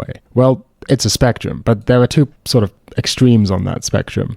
The more straightforward One-chan appeal is just the fantasy of having someone to look after you. A character who's more motherly and enacts that role without reserve. Think of Mocha from Gochi Yusa. But in this case, we actually get a different kind. Rather than a typical One-san moe, the moe comes from a role reversal, looking after someone who is typically looking after you, allowing the mature one to become the immature one and relieve their burden. It's that kind of fantasy. Her arc throughout the route relates to the overcoming of one idea of Tatsuya to see him in a new light. It places a strong focus on this transformation of the dynamic of care in their relationship, and more specifically a resistance to that transformation, trying to allow Tatsuya to take care of her. As the route concludes, Sayaka resolves to undertake her trip to the moon, but unexpectedly for me, the story doesn't end there. It actually spends some time dealing with Tatsuya's emotions as he deals with her absence after she's gone. Again, it's a surprisingly mundane scenario, tackling the emotional state one would find oneself in if one's partner had to go off and stay somewhere else, similar to Natsuki going off to university. While I have to admit it was pretty interesting from a thematic and narrative level, this route wasn't too strong so far as character building reading goes regarding Sayaka. If anything, it's more focused on fleshing out who Tatsuya is as a person, the sort of things which motivate him, exploring his potential and position within the family. Midori route. With that, we move on to the two heroines who were added for the PS2 re-release of Yoakena, Midori and Estelle. These two routes are each significantly longer than the previous ones, and since they were tacked on later, their characters don't really show up much in the common route or in the background of other routes. Midori is more present since she does show up as key to the plot in Natsuki's route, but Estelle is almost entirely absent from the rest of the game. When you enter a character's route, the first scene indicating which heroine you've chosen takes place on a beach where you spend time with that character. Midori's route begins on that beach, but with Tatsuya entering a JRPG-style random encounter battle. This mechanical change signals the change in context between the original and additional heroines. The random encounter is not actually a fleshed out mechanic. It doesn't function like a real JRPG battle. It's just 3 choices where 2 of them do nothing and the last one ends the encounter. Really, it's just a bit of a joke playing with the medium, but I do kind of wish they'd taken it further. It would have been even funnier if they went all out with it and it was an actual fully fleshed out turn-based battle. The implication is that this sort of represents Tatsuya and Midori playing together on the beach via the metaphor of game language. Midori is a gunky girl character, at least on the surface. She's Tatsuya's classmate and they get along pretty well in school. She's full of energy, always ready to banter back and forth with Tatsuya, and what makes this work is the quality of her writing. Rather than just telling us that she's a pretty popular girl in class who's funny and enthusiastic, the dialogue actually embodies these characteristics. Of course she's popular, she's incredibly fun to be around, she has a great sense of humor and a bubbly personality. Compare the humor in Midori's route with Natsuki's. In Natsuki's route, the comedy takes on the formal qualities of manzai. There's a designated straight man and a funny man. The jokes feel like jokes that someone thought up and wrote down. It's not a bad thing, but Midori instead just feels funny in a much more grounded way. Rather than being a character who tells jokes, she's more like your funny friend. The humor is organic. It's less like watching a comedy show and more like laughing with your mate. I was seriously impressed with the naturalistic quality of the dialogue here. It really manages to capture that unique type of interaction, jokes that are hilarious between friends but wouldn't have any place outside that context. And not even just necessarily jokes, but the vibe of having fun hanging out with someone, it's captured impeccably. Out of all the characters in this game, Midori is the person I would most like to spend time with in real life. She's just actually chill. To put it simply, she's a popular girl type whose personality just naturally implies that she would be popular due to her being overall likable and friendly. Obviously, the name Midori literally translates to green, and she has green hair. Makes you wonder, was she born with green hair and that's why her parents named her Midori? Or did she dye her hair green to go with her name? Or what's going on there? I believe it's the case that Midori embodies a Midori-ness, because Midori means green, and green means go. Green is the color which represents movement, as in a traffic light, achievement, as in a green tick mark, and nature, like a plant, for example, a green cabbage. Remember when this video was about a cabbage? Midori comes from a musician family, and in turn she's a somewhat accomplished clarinet player herself, being in the wind instruments club at school alongside Mai, who plays the flute. She has a ton of friends and a bright personality. She likes to stand out and she's noisy. She's weak in the mornings and bad at cooking, and likes those rock-hard French bread loaves. But truthfully, she worries by herself, and if you pay attention, has a face that says she's lonely. Because her and Tatsuya get along so well, naturally, and again, I can't tell you enough how naturally this is executed in dialogue, it becomes pretty obvious to all of their friends that they belong together. To everyone else, it just seems so apparent that the two of them have a thing for each other. Remember, Midori's crush on Tatsuya is so powerful that it even transcended her route and showed up in Natsuki's route. But the two of them remain completely comically oblivious to each other's feelings in a very high school type of way. Because of this, a lot of the events in this arc take place due to their friends trying to set them up together, mostly headed by Natsuki. There's an implication that Natsuki feels slightly jealous of Midori, but admirably she's able to understand that seeing her two friends happy together overrules her personal feelings towards Tatsuya, so she ends up spearheading the efforts to set the two of them up. These schemes escalate as the route goes on, from just dropping hints in conversation to creating elaborate plans to get them alone together in a dimly lit classroom after school, or separately inviting both of them to go eat at a restaurant so they just so happen to run into each other, then making excuses to leave so that they're alone together. Both Tatsuya and Midori eventually figure out what's going on, but they leave their understanding unspoken so as to avoid awkwardness. At a certain point, it seems like they both realize the romantic feelings are mutual and they're just waiting for the right moment to confess. Of course, they eventually do in an incredible scene and they become a couple, and the dynamic together is clearly great for both of them. It's after the romance begins and Tatsuya gets a little closer to Midori that we start to see under the hood a little more, that her bright personality that she puts up for others hides stress and insecurity beneath. The setup is a little complicated, so let me explain. As I previously stated, Midori's parents are both musicians. Growing up, they weren't particularly successful, and they all played music together in the house. But then, at a certain point while Midori was in middle school, her parents' careers suddenly started to take off in a big way, growing to a level of international acclaim. Because of this, over time, they began to spend more and more time away, until the point where they were almost never home, busy jetting off around the globe to perform concerts. Again, note the theme of absent parents. Midori had been left a piece written by her father for her to learn on the clarinet. When her parents returned home last time, despite having spent countless hours practicing that piece, at the crucial moment when she tried to play it to her parents, she froze up. The music just wouldn't come out. Before she knew it, her parents had to leave again. This event left her deeply depressed for years, and a lasting scar in her self-image remains still. As far as she's concerned, her parents think she's a failure, unable to do the simple task of learning one piece of music properly. Given that playing together was such an integral part of their family growing up, she even keeps a photo of them playing together on her piano. Her freezing up in that moment is as if she's lost the ability to participate in her own family. In a sense, she even almost feels like her parents have left her behind because she can't correctly fulfill the role in the family through music. Having come to believe that musically she's a failure, she decided not to continue in the family business and study music after she finishes high school. It's a multi-layered decision. She rejects music because she thinks she can't do it, but she also wants to reject her need to be accepted by her parents. She feels like placing any emphasis on music in her life is placing emphasis on the part of her which her family has rejected and abandoned her for. Even still, she can't let go of her genuine passion for clarinet and her desire to be accepted by her parents. She still practices for hours each day and is by all means a talented player, being first seat in her school's wind instrument club. This is the complex maelstrom of emotions and trauma which Tatsuya gradually uncovers as she allows herself to let her guard down around him. As I said, these two additional routes are each almost twice as long as the original routes, and they make use of that extra length to really take their time exploring the nuances of character. Those events with Midori, first the shift in her relationship with Tatsuya from classmates to close friends to lovers, then the gradual uncovering of her trauma, they take place over the course of hours of reading. The writing is impeccable. All the developments in this relationship happen organically and gradually, at a pace which is methodical enough to really give space to the process, but still eventful and full of intrigue which kept me curious and wanting to know more. Until this point, I'd been reading the game for 4 to 8 hours a day just because I wanted to finish it quickly so I could get to writing the script. It's not that I wasn't enjoying it or anything, but in Midori's arc, I was completely glued to my screen. It's a real page-turner. The fact that her characterization is so strong and she's so likable just made me really want to root for her on a deep emotional level.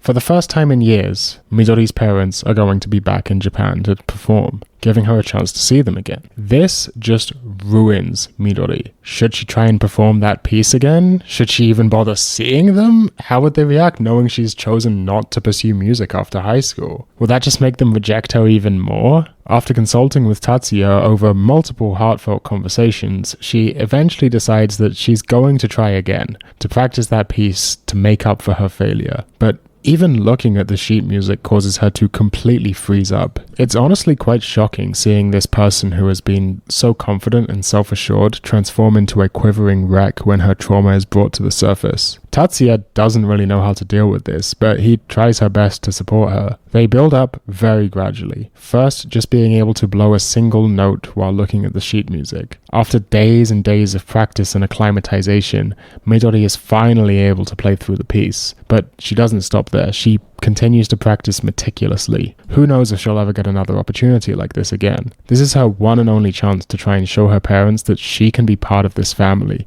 that she is worth something, that those countless hours spent in dedication to her instrument have not been in vain. Then the news comes that her parents won't be able to make it. Tatsuya, in a fit of desperation, without telling Midori, heads over to the concert hall they'll be playing in, without any sort of plan. He tries to beg the security guards to let him in. He tells them that he's a friend of their daughter and he needs to tell them something, but they don't believe him. He tries to ambush them by the stage door but fails. He just needs to tell them how much Midori needs to see them. Finally, through a stroke of luck, he manages to catch them in the car leaving the venue. Well, they heard he was there and they stop for him. He tells them to please make some space to visit their daughter, and they realize they have no other time in their schedule except for right now. Midori is shocked when they show up at her house, but both her and Tatsuya are determined. All that practice is going to come to a head now. Midori lets them know that she wants to perform for them. Her parents are stern, serious people with extremely busy lives, but it's hard to get a read on them, hard to tell what they're thinking. Midori gets up in front of the whole group and accompanied by Fina on piano. Fina is there. That's kind of a surprise to Midori's parents, who are definitely pretty confused as to why the Princess of the Moon is in their daughter's bedroom. Fina starts playing. The cue comes for Midori to start her part, and she freezes again. Panic and confusion. Tatsuya doesn't know what to do. Their hard work has gone to waste. Is Midori going to fall back into the depression she had in middle school? When he gets a glimpse of the proto on the piano, in a moment he has a flash of understanding as to what's going on. He turns to Midori's parents and asks them to accompany her. Her father gets up behind her, her mother on the piano, and together they guide her through the piece. Midori's parents were never disappointed in her failed performance. They were confused as to why Midori had chosen to perform that piece alone when they had written it to play together as a family. They saw it as her attempt to say that she could live on her own, that she didn't need them. They didn't understand why she'd frozen up in the past. The four of them, Midori, her mum and dad, and Fina, recite the piece in harmony, eventually deviating from the page, improvising, playing off of each other, just jamming. With her family and friends by her side, the difficulty goes away. Midori is able to play confidently, putting all of those hours of practice to work. After this emotional climax, Midori is able to overcome her past trauma and reevaluate her relationship, both with music and with her family. While I did like this plot, as you can tell from my glowing retelling, I also felt that it started to push the romance of the earlier part of the route out of the way. I feel like I'm repeating myself here, but Midori and Tatsuya's chemistry is the best in the game, and while we did get to spend plenty of time with them, I still found myself by the end of the route wishing there was more. Specifically more of the pure romance stuff, more getting to watch them just spend time together as a couple, without trauma and family drama mediating the relationship. I suppose this is a testament to just how strong Midori's character is. To be honest, that dramatic story event works purely because of the time we've spent getting to know Midori. Transposed to a different game with a weaker character, it may very well have come off as corny and overbaked. And this is really the trick of visual novels. It's something Jun Maeda and Key figured out back in the 90s. The raw amount of time, dialogue, and focus on developing characters one by one enabled by the medium lets you get away with narrative twists that wouldn't work otherwise. Having a significant slice of life period where there's nothing to distract from character building means the audience has had the time and exposure needed so that you can bank on them already giving a shit. Think about a movie. We typically only get some portion of the first act dedicated to really establishing a character. The majority of the character building is done after the establishment during the actual plot. In other words, the character arc has to also do the work of character building. With the format of bishoujo games, we can instead spend hours with a character before we really get the sort of inciting instant tension and obstacles. It means you have more leeway to play with dramatic scenarios that would come off as corny otherwise, because the audience has a strong reason to give you the benefit of the doubt. It isn't just some guy who's going through a dramatic event, but a character we already feel a connection to. But of course, this only works when you nail the first part. When you write a strong character and and are able to construct a compelling slice of life section first. This is also connected back to character building reading as a concept from earlier. It doesn't really matter that much if the story's a bit cheesy, so long as there's a likable character in the center of it who we can extract from the story. That's what I really care about. Because of that, I'm still willing to call this my favorite route in the game, even though, as I said, I would probably have enjoyed it even more if there was something like a longer, pure romance, slice-of-life focused epilogue. Estelle route. Estelle's is the longest in the game, and it's also mostly self-contained. She has minor cameos in some other places, but it's mostly a standalone story, which is also tonally distinct among the other arcs. Contrary to Midori's route, which was very grounded to the point where it's easy to forget this is a game set probably thousands of years in the future, this route is all about exploring the dynamics and tension between Earth and Moon societies. That's because Estelle is a Moon priestess who holds a real animosity towards Earthlings. Upon learning that Tatsuya is an Earthling, her attitude is extremely cold and even downright aggressive. She is a racist tsundere, a tsundereist if you will. In fact, this kind of prejudice is much more representative of the typical Lunarian attitude towards Earthlings. It just so happens that every Lunarian Tatsuya has met up until this point has been an exception, which makes sense. They are the Lunarians who are specifically on Earth because of their interest in Earth culture and repairing the damage to the relationship left by the war. I suppose strictly speaking this is more like nationalism or xenophobia than racism, since Earthlings and Lunarians have no physical differences. I guess the game is getting political, taking the bold stance that xenophobia is actually bad. During the common route, Tatsuya ends up helping Estelle to find her way to the Moon Religion Church, and she seems very kind and thankful, but the instant she finds out he's not a Lunarian, her attitude does a 180.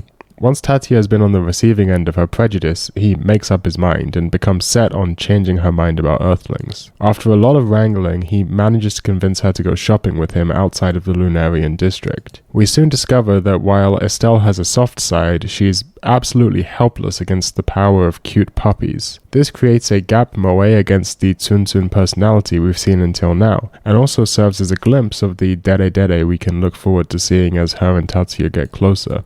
After spending a while with Estelle, I have to admit I did start having some strange thoughts. Receiving insults and a disgusted face from a cute girl. There's something to it. Nonetheless, it wouldn't be complete without the full transformation. As I hope I've established by now, much of the enjoyability of the romance in yoakena comes from being able to see a transformation in a relationship dynamic over time, and a tsundere character is the epitome of this idea. Typically, tsunderes are split into two types. Type A, or classic tsundere, starts with a pure tsuntsun with maybe a little small hint of dere, but over time gradually warms up to the romantic interest and then becomes pure dere. It's a non-reversible process, like cooking an egg.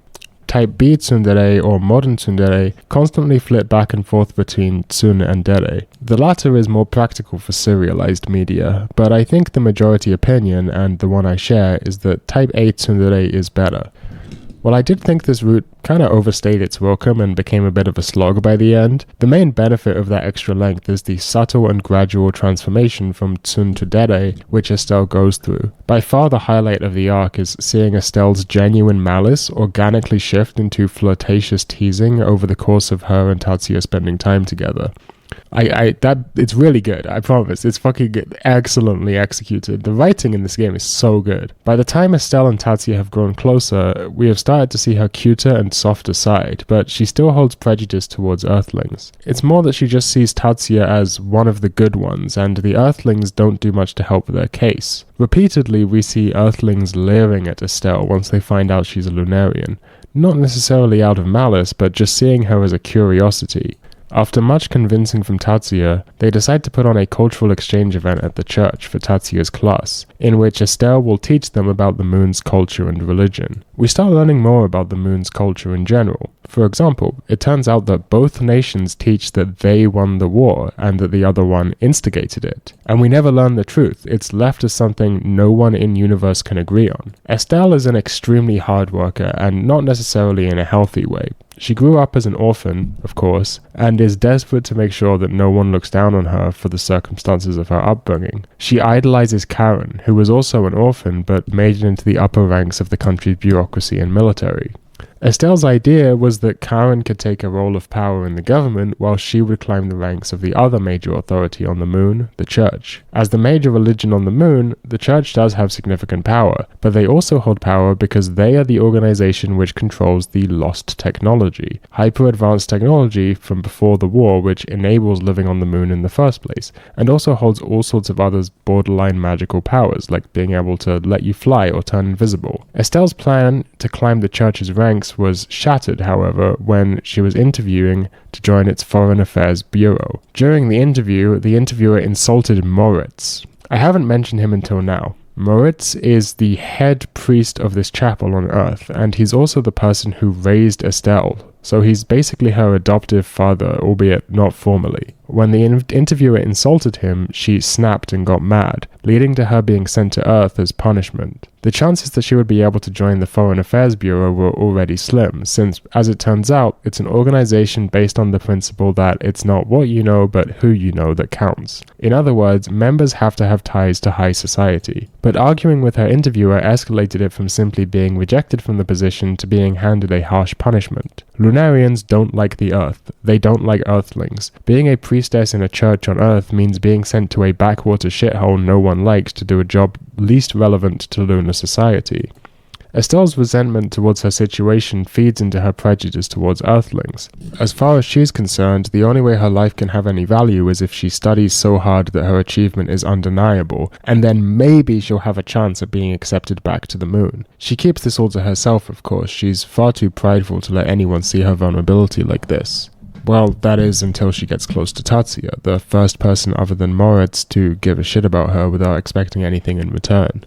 As the route continues, the day of the cultural exchange grows closer, but twists are afoot. Out of pure coincidence, one day when she's hanging out with Tatsuya and Fina, a member of the Foreign Affairs Bureau, who is on Earth for diplomatic purposes, happens to spot her. Upon seeing that she's close with literal royalty, suddenly his opinion of her shifts. The Bureau desperately wants people with connections to power, and so they invite her back. This is an opportunity she would have jumped at before. It was pretty much all she ever wanted. But after spending time with Tatsuya, spending time actually caring about this church on Earth for its own sake, she ends up rejecting the offer. She's come to actually like Earth. She's comfortable here and has a circle of friends, not to mention her romantic attachment to Tatsuya. She no longer feels the same need to prove to everyone that her birthplace doesn't define her, because she's surrounded by people who don't care about that and care about her for who she is. The preparation for the cultural exhibition is just around the corner when the second twist hits the World Trade Center.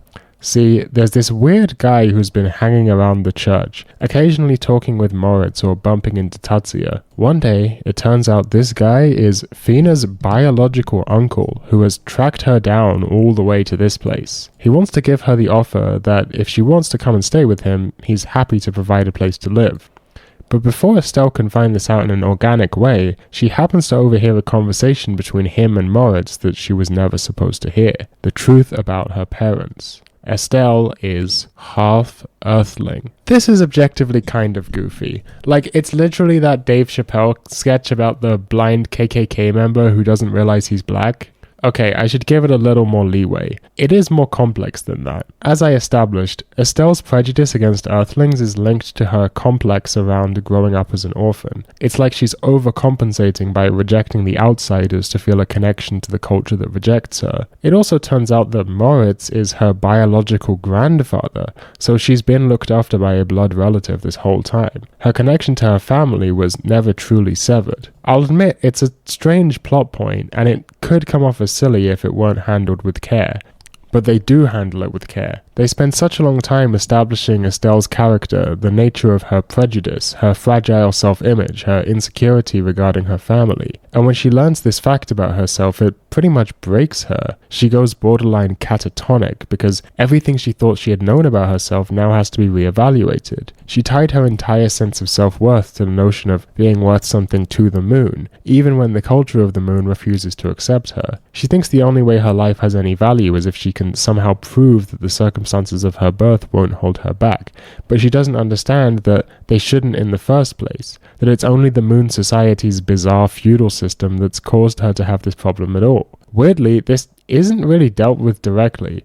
I suppose they don't want to get too overtly critical of feudalism because the main heroine is still Fina. Maybe it's not feudalism, but monarchy, whatever. I would have liked it if Estelle came to question it more though. So she goes catatonic for days, to the point where she's not even able to run the cultural exchange event for Tatsuya's class. And that event is a big deal. No one on Earth gets invited to learn about moon culture. The whole thing having to be cancelled is therefore no small thing. Not to mention the huge amount of work both she and Tatsuya have put in to organize the whole thing and try to make it work. We're in borderline Nakige territory here. The focus on romance has pretty much gone out the window, and we instead have a story about someone's struggles with identity in the face of geopolitical circumstances which tear people apart. Of course, in the end, things are wrapped up. With help from Tatsuya, Estelle is brought back from her existential crisis. They manage to grind together and pull off the cultural exchange event. And Estelle finally hooks up with Tatsuya and decides to stay with him on Earth. It's a really tonally distinct route in the game, and it stands out because of that. As I said, it edges into Nakige vibes rather than just being a straight moege. There's a lot more negativity here, from Estelle's initial malice towards Tatsuya, to the two-way prejudice between Earth and the Moon, to the messy politics and internal power struggles within the Church and the Moon's authority structures more broadly. Personally, I did feel like it dragged on a little towards the end, and I also found myself wanting a little more romance in the second part of the route. That's kind of a theme I've been saying a lot. But the real standout aspect is the subtle writing and the development of Estelle and Tatsuya's relationship throughout.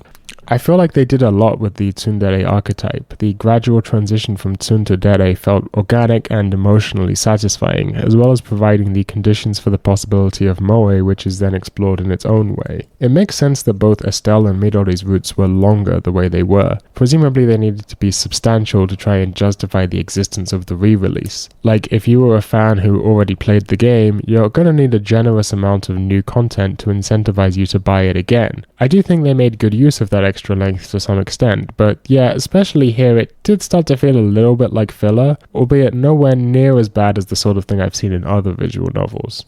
Wreath route. Straight from the longest route in the game to the shortest, Wreath's route is kind of weird. It's unlocked only after completing all the other routes, and it's almost like a little preview or preface to the true ending. It mostly deals with establishing lore and exposition that you'll need to understand to know what's going on in the ending. It doesn't really stand that well on its own. Additionally, while the game will try and tell you that Tatsuya and Wreath had a romantic relationship, their dynamic feels to me much more like she's Tatsuya's adoptive daughter. To go through it quickly, Wreath is a girl who shows up wandering the streets lost. She's a blonde goth lolly who speaks in a monotone voice, doesn't seem aware of typical social conventions, and speaks her mind bluntly. Extremely autism coded. She also loves cats and occasionally says nya, which is cute. Finding out she has nowhere else to go, Tatsuya and the rest of the Asagiri family decide to take her in, at least until they can find out where her family is. To cut a long, but not that long story short, it turns out that Wreath's full name, Wreathlet Noel, has been raised since birth to act as a host body for the consciousness of an engineer who lived before the war, named Fiaka. This has left her with something resembling multiple personality disorder, except her eyes change color depending on who's in control. Green for Wreath, red for Fiaka. Except something has gone wrong with whatever lost technology implant is supposed to control this process, meaning Wreath's personality is fading. Over time, she's left unconscious, sleeping for longer and longer with less and less energy. In a very cheesy plot point, the only way to save her is to give her consciousness something to latch onto, something concrete. In other words, a reason to live by falling in love. The main thrust of the arc deals with the fact that since Wreath was born to serve this purpose, she hasn't developed a sense of independence. As in, she's unable to conceptualize her own desires outside of her purpose as a vessel for Fiaka. Fiaka herself isn't malicious. She's in this setup in order to protect the lost technology. For the most part up until now, lost technology has been mentioned in reference to the sorts of things that enable Lunarians to maintain society on the moon. But these are powerful and poorly understood technologies which could easily be extremely destructive. They're often weapons of the war that was so devastating it set society back hundreds or thousands of years. No one understands how they work entirely, so it's vital that Fiaka, who helped build them, is around to keep things in check. She's been alive for hundreds of years, swapping out from body to body, presumably through Wreath's family lineage. But she doesn't want to cause harm. She doesn't want Wreath's consciousness to disappear either. They have a relationship of their own. As Wreath and the family grow closer, this drives her to panic, so she runs away. She simply doesn't understand how to deal with these feelings of personal attachment and familial love directed at her without any consideration of her role as a vessel for Fiaka. Since she's only ever conceptualized herself as that vessel, she's scared that these new feelings are going to destroy what she knows is her only reason for living. Because she has lost technology which enables her to fly and turn invisible, no matter how hard they search, Wreath is nowhere to be found. In the end, after having been gone for quite some time, with no one able to find her, Tatsuya discovers a trail of clues leading him to the central park. It's there that he finds himself suddenly floating up into the sky above the clouds, where he meets Wreath, fully healed now that she has anchored herself with the love of her found family. And it ends on a tragic note, with Wreath being unable to live a normal life thanks to being bound to her duty. The imagery of Wreath in her Fiaka costume floating above the clouds definitely gave me Fate Testarossa vibes. In general, I do like the sort of blonde-haired gothic doll-like character design we see here. Outside of that, this route is hard to talk about because it just doesn't have much substance. As I said, it functions as a stopgap between the character routes and the true end, allowing your brain to reset in between the long self-contained drama of the Midori and Estelle routes before returning to the main cast once again. The romance doesn't feel natural. It takes a backseat of the narrative where Wreath is integrating to the family, so when it does show up, it's hard to take seriously. Compared to the deeply detailed and subtle relationship developments from the previous two routes, this feels surface level and lacks meaning. Between that and its short length, I just don't have much to say here. It was fine for what it was, but it's probably the weakest part of the game to me. True End. Once you complete Wreath's route, an option shows up on the main menu saying Brighter Than Dawning Blue. Clicking it takes you to the true end. It picks up the exact second we left off with Fina's route. This was a strange feeling. Despite it having only been a few days since I'd finished that route, it already felt like a dream, suddenly being back where we started all these characters ago. This route is very lore heavy and much more plot focused with minimal slice of lifing, dealing with the history of the moon and earth's relationship as well as Tatsuya and Fina's baggage relating to their respective childhoods and parents. I didn't mention it because it wasn't relevant before, but it's been brought up as a background detail that there are various ruins scattered around Mitsurugasaki and that Tatsuya used to play around them when he was younger. Well, one day he and Fina decide to take a trip to one of these ruins when something strange happens. See, Fina carries this gem around with her everywhere she goes. It was a gift from her late mother and she treasures it as a memento. Well, when they get near the ruins, that gem starts to glow. We also learn more about Fina's family situation. We already knew that her mother died at some point, but as it turns out, this happened after she was accused of treason and forced to step down from her position as queen. And importantly, that happened because she had been investigating the ruins at Mitsurugasaki. It was brought forth that the ruins contain lost technology weapons from the war, and that Fina's mother was plotting to use them against the moon. The Moon nationalist faction tied this to her attempts to fix the relationship between the two nations as evidence that she was conspiring against the Moon. Because of this political pressure, she was left with no choice but to step down from her role, and presumably the stress eventually killed her. Out of fear that the same fate will befall Fina, both Karen and Fina's father, the king, try to prohibit her from investigating the ruins anymore. At first, this just takes the form of asking politely for her to stop, but Fina sees the fact that her mother entrusted her with this gem as her way of telling her to solve the mystery of the ruins. Because Fina's mother was always so busy, they barely got to spend any time together while she was growing up. Fina rationalized this to herself by constructing a belief where her mother's work was simply so important that it justified spending less time with her daughter. This led to her idolizing her mother as an almost superhuman figure, because believing anything else would mean accepting that she was absent when she shouldn't have been. But that belief places Fina in a stressful position where she feels the need to prove herself, that she can stand up next to the superhuman figure she thinks of her mother as. These motivations combine, and she insists upon investigating the ruins further. She strongly believes that there's no way her mother could be working against the moon, and further she feels it's her duty to prove that the ruins have no connection to weaponry, to prove her mother's innocence. She sees the gift of the gem as being proof that this is a task her mother entrusted her to undertake, and therefore she is dead set on following this lead to the end. As that's going on, events from Wreath's route play out, with the family ending up finding her lost in the streets and taking her in, although here she doesn't suffer from the same loss of consciousness she did then. At the same time, we're also gradually learning more about Tatsuya's family situation and his trauma regarding it. One day, Tatsuya's dad, a moon researcher, simply took off and abandoned his family.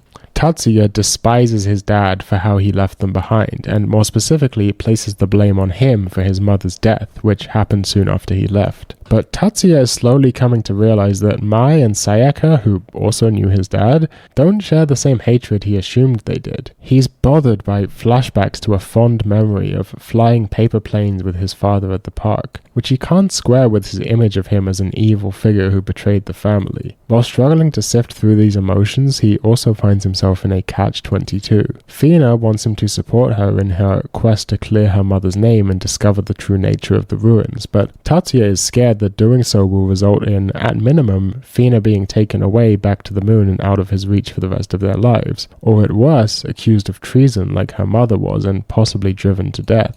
So when Fina asks for his support, he hesitates. Fina basically reacts to this by saying, fine, I'll do it myself, and heading off on her own. But Tatsuya realizes the ruin she's heading to is dilapidated and falling apart, dangerous to explore. So he runs after her. Arriving there, he ends up vowing to support her endeavors even despite the risk, because he knows this represents something deeply meaningful to her, and loving someone means enabling them to fulfill their full potential and pursue their passions. But after this emotional epiphany, on the way back from the ruin, the two of them are ambushed and attacked by men in black suits, sent by her father to kidnap Fina and return her to the moon before she can investigate any further. They try to fight them off but are quickly overwhelmed. That is until they're saved by an invisible figure who fights off the men in black and then dips. It's fairly obvious to the reader that this was Wreath popping invis using lost technology.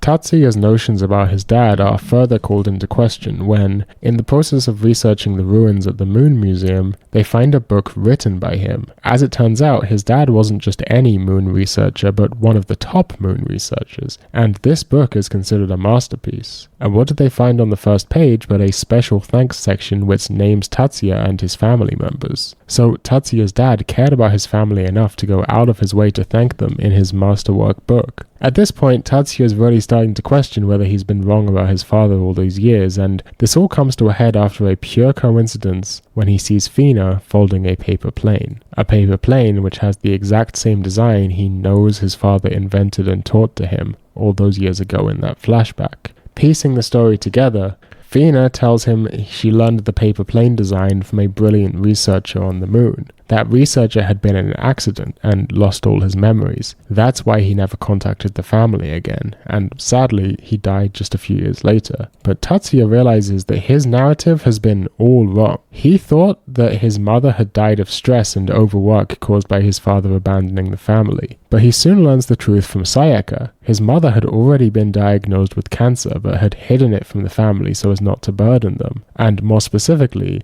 so as not to hold back his dad from pursuing his passions. In fact, just like Tatsuya realized he had to support Fina in her calling, his mother had to support his father in his research. But he'd always intended to come back. It was only the tragic accident which prevented him from doing so, and he had no idea their mother had cancer. He never intended for the family to fall apart. They say that you become an adult when you realize your parents are just human beings too. And for Tatsuya, this is the moment where he comes to accept this. His parents were flawed individuals who maybe didn't always make the best choices, but they did so because they were just people with their own passions and callings outside of just being his parents. It's a realization everyone has to have at some point, and I can attest that it can completely reframe one's childhood memories. Tatsuya's dad was, to Tatsuya, just his dad, but he was actually a multifaceted person, driven by his passion for the moon and in fact well accomplished in his field. He wasn't evil, but he also wasn't perfect. He fucked up, but he fucked up in pursuit of becoming his fullest self. This newfound reappraisal of his father leads Tatsuya to, for the first time since he left, open the doors to his dad's old room.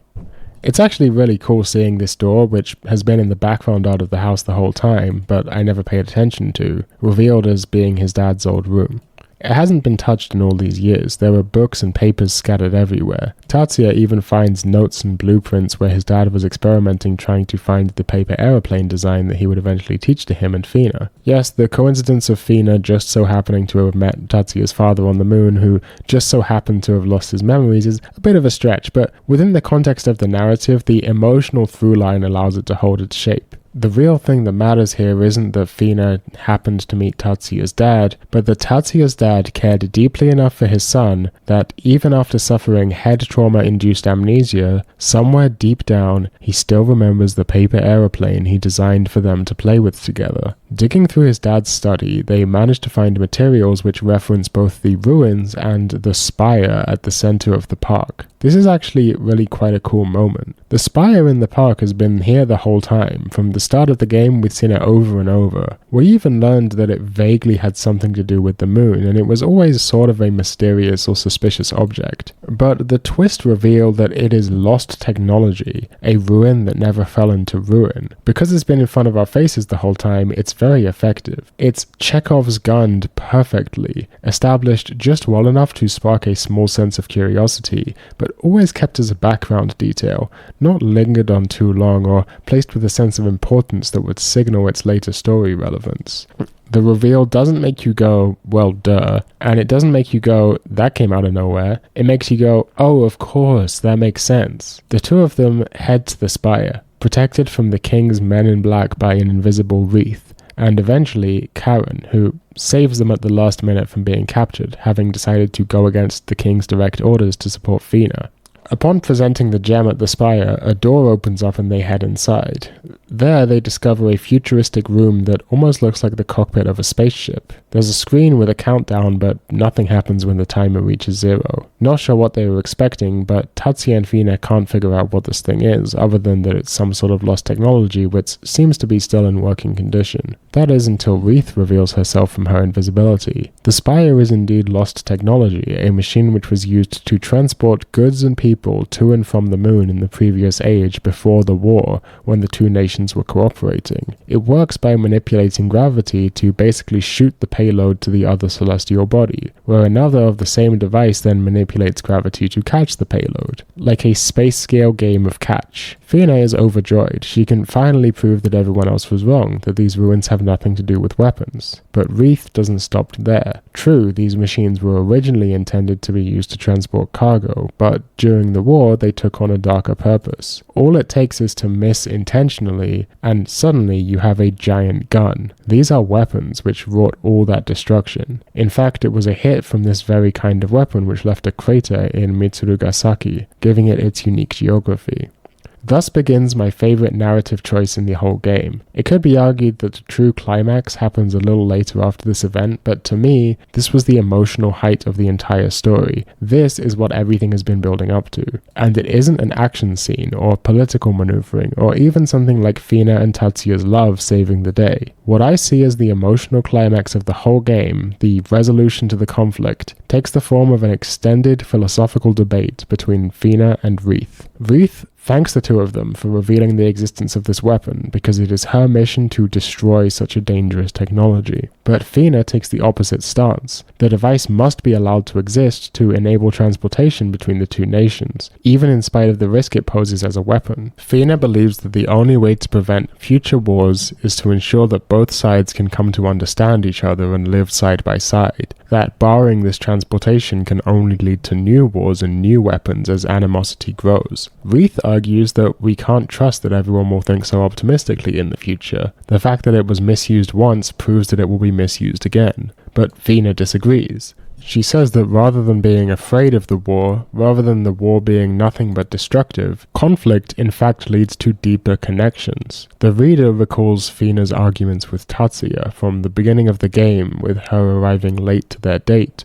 to their more recent disagreement over whether she should pursue investigating the ruins. All these arguments were painful at the time, but they led to a deeper mutual understanding, and ultimately the relationship is stronger for it. The game never says that in your face, but the parallels are clear as day. Past conflict mustn't be allowed to prevent future reconciliation. In fact, the very history of conflict has the potential to propel a relationship to reach its true heights. You must have faith in humanity, and you must trust them to go off on their own. Like Tatsuya's mother trusted his dad, like Tatsuya trusted Fina, like Fina's mother trusted her. Danger and risk is very real, but without taking that risk, we will only repeat the mistakes of the past. You have to take a leap of faith, and trust that humans have the power to live together and learn from one another. That's the perspective that wins the day. Don't be so quick to laugh this off as vulgar utopian humanism. If we really look at what's being said, the argument is more materialist than it first appears. This isn't just an appeal to a moralistic, can't we all just get along, but rather a decree that we need to establish the material circumstances that will allow us to get along in the first place. Conflict and war is considered as something only enabled by a precursorable social othering, and the assurance of future peace must begin by tackling this othering, not in denial of history, but driven by its knowledge. Without free movement and cultural exchange between the two states, we're not made more secure by this isolation, we're made more vulnerable. It's only by materially breaking down the barriers that allow for that othering that we can really take the first steps towards a world with less conflict. On top of that, it's openly acknowledged that future conflict is a real possibility, but that possibility has to be left open because, on the one hand, mutual trust is essential for building the relationship, and on the other hand, conflict is a temporary step in the, I'm gonna say it, oh fuck, I'm gonna do it, I'm gonna say the word, dialectical relationship between the Earth and the Moon. Just to be clear, Yoake Yori Ruri takes a historical and dialectical materialist approach to human conflicts on an individual and societal scale.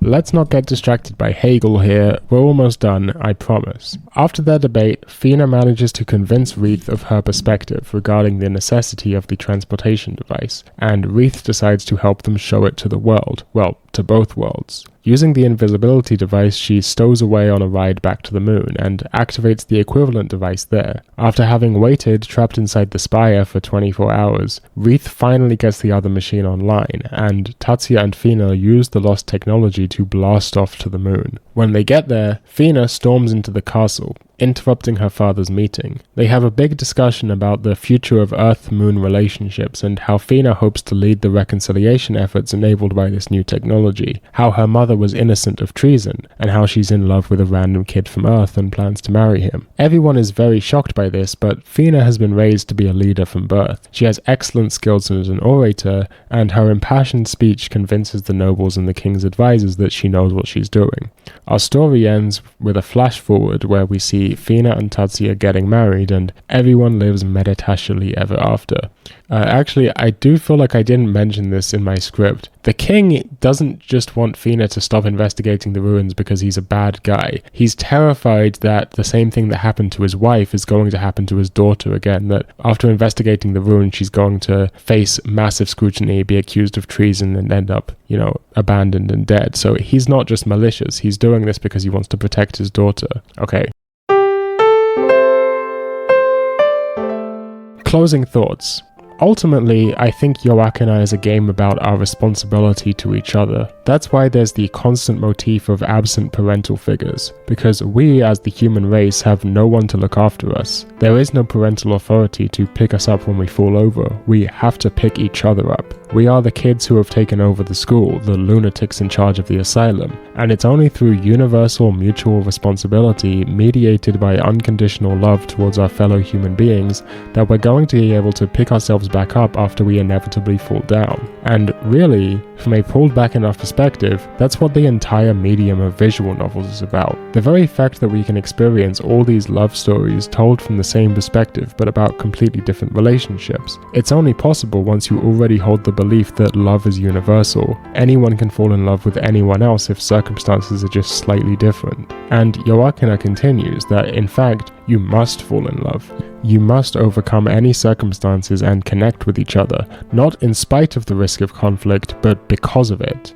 Both in our daily lives as people, to our geopolitical position as peoples, isolationism is a practical impossibility. We have no choice but to rely on each other.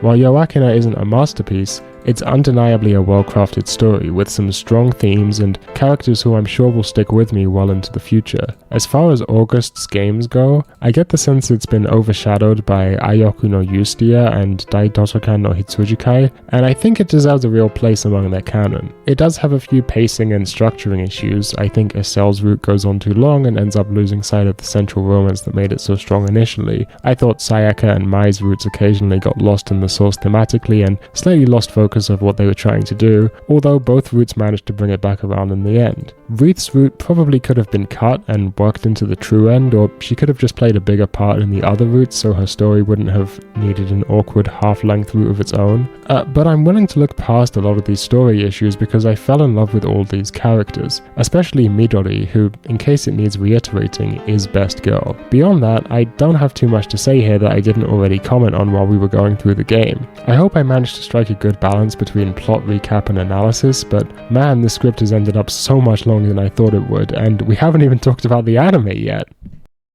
The anime opens with a recounting of the war, which finally has a name, the Oedipus War. We also, for the first time, get to see a visual representation of what the battle looked like. Ships buzzing around, firing lasers at each other. Honestly, I think this was better left to the imagination, because now I just think generic space battle, rather than wondering what kinds of mysterious, lost technology-based weapons could have been used. It's like not showing the monster in a horror movie. My brain conjures up a war that's way more destructive and horrific when I don't actually get to see it. Previously, I had only watched the first episode before deciding to start with the visual novel instead, but watching it now after having spent so much time with these characters, I'm having what may be the intended experience, or an intended experience. Visual novel adaptations, especially during this era at the height of the bishoujo game boom, function as advertisements for the game on the one hand, and as a sort of fan service for those who've already played the game on the other. It's something Westerners I feel missed out on during the golden age of the visual novel anime adaptation during the 2000s.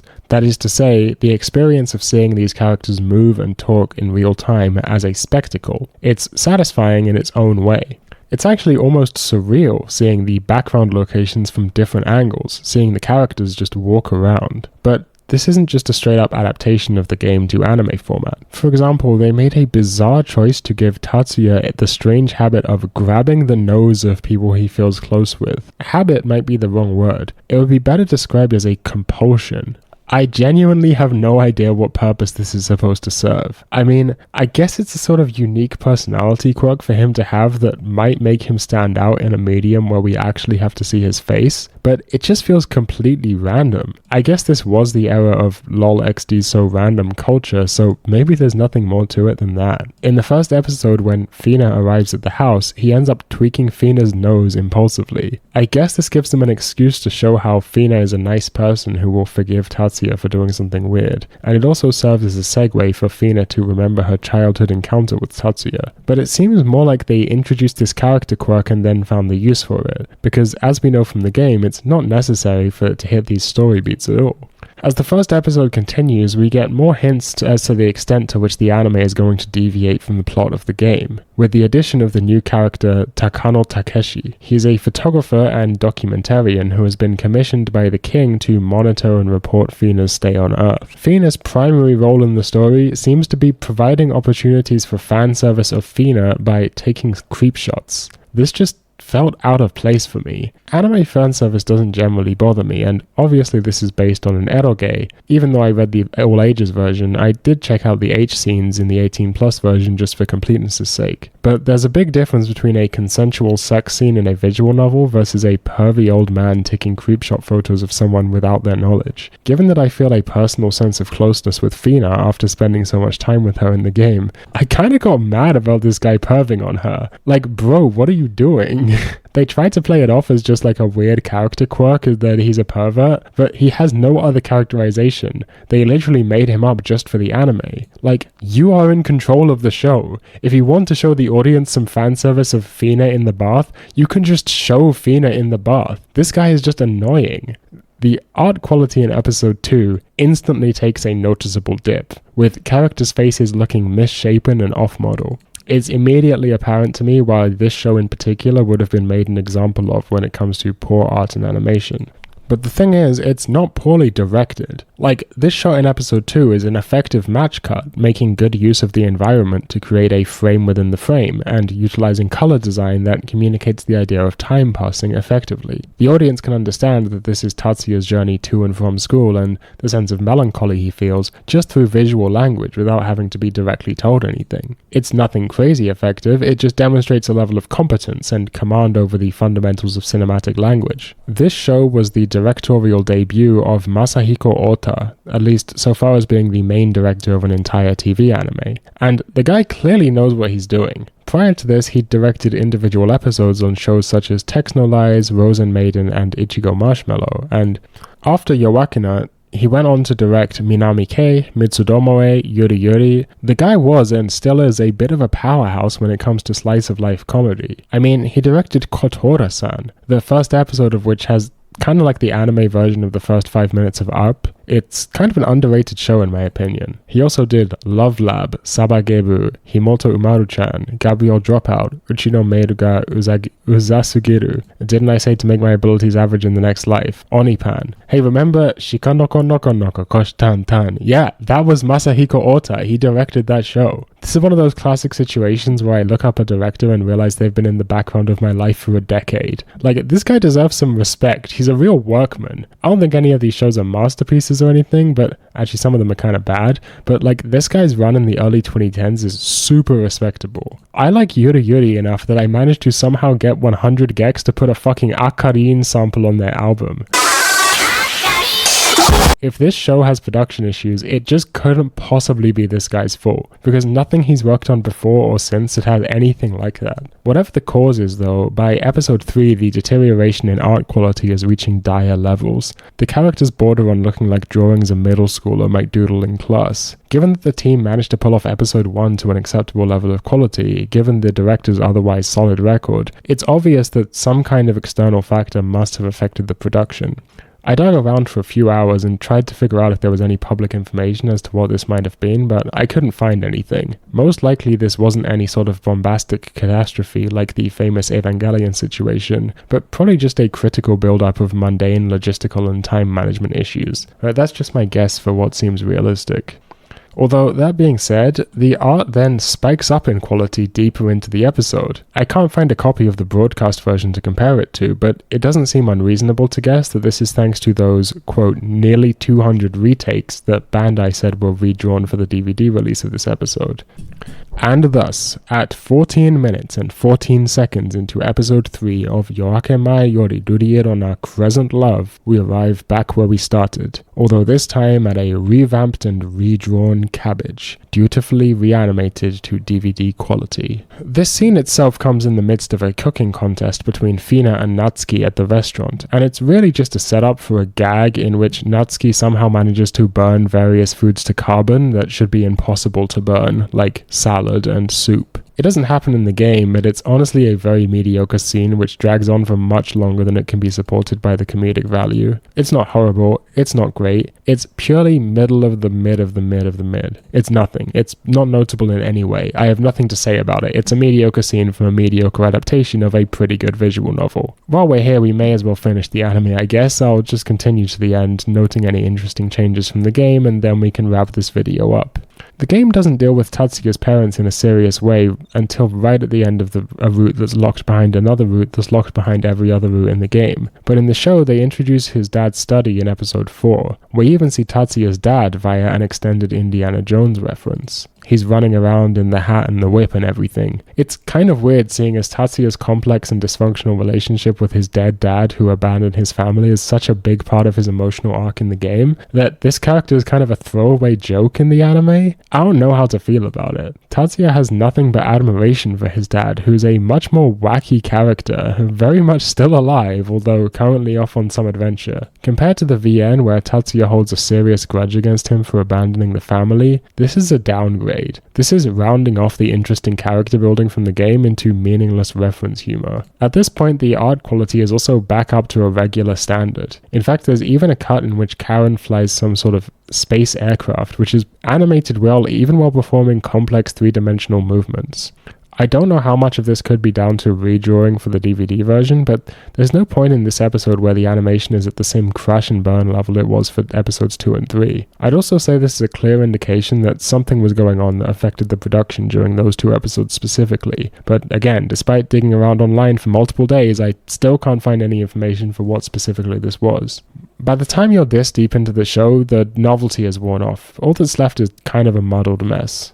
Fina is the main heroine in the visual novel, but I also found her kind of boring as a character, and I thought she had some of the weakest romantic chemistry with Tatsuya out of the whole cast. Fina is just too perfect. There's no gap condition for the possibility of moe.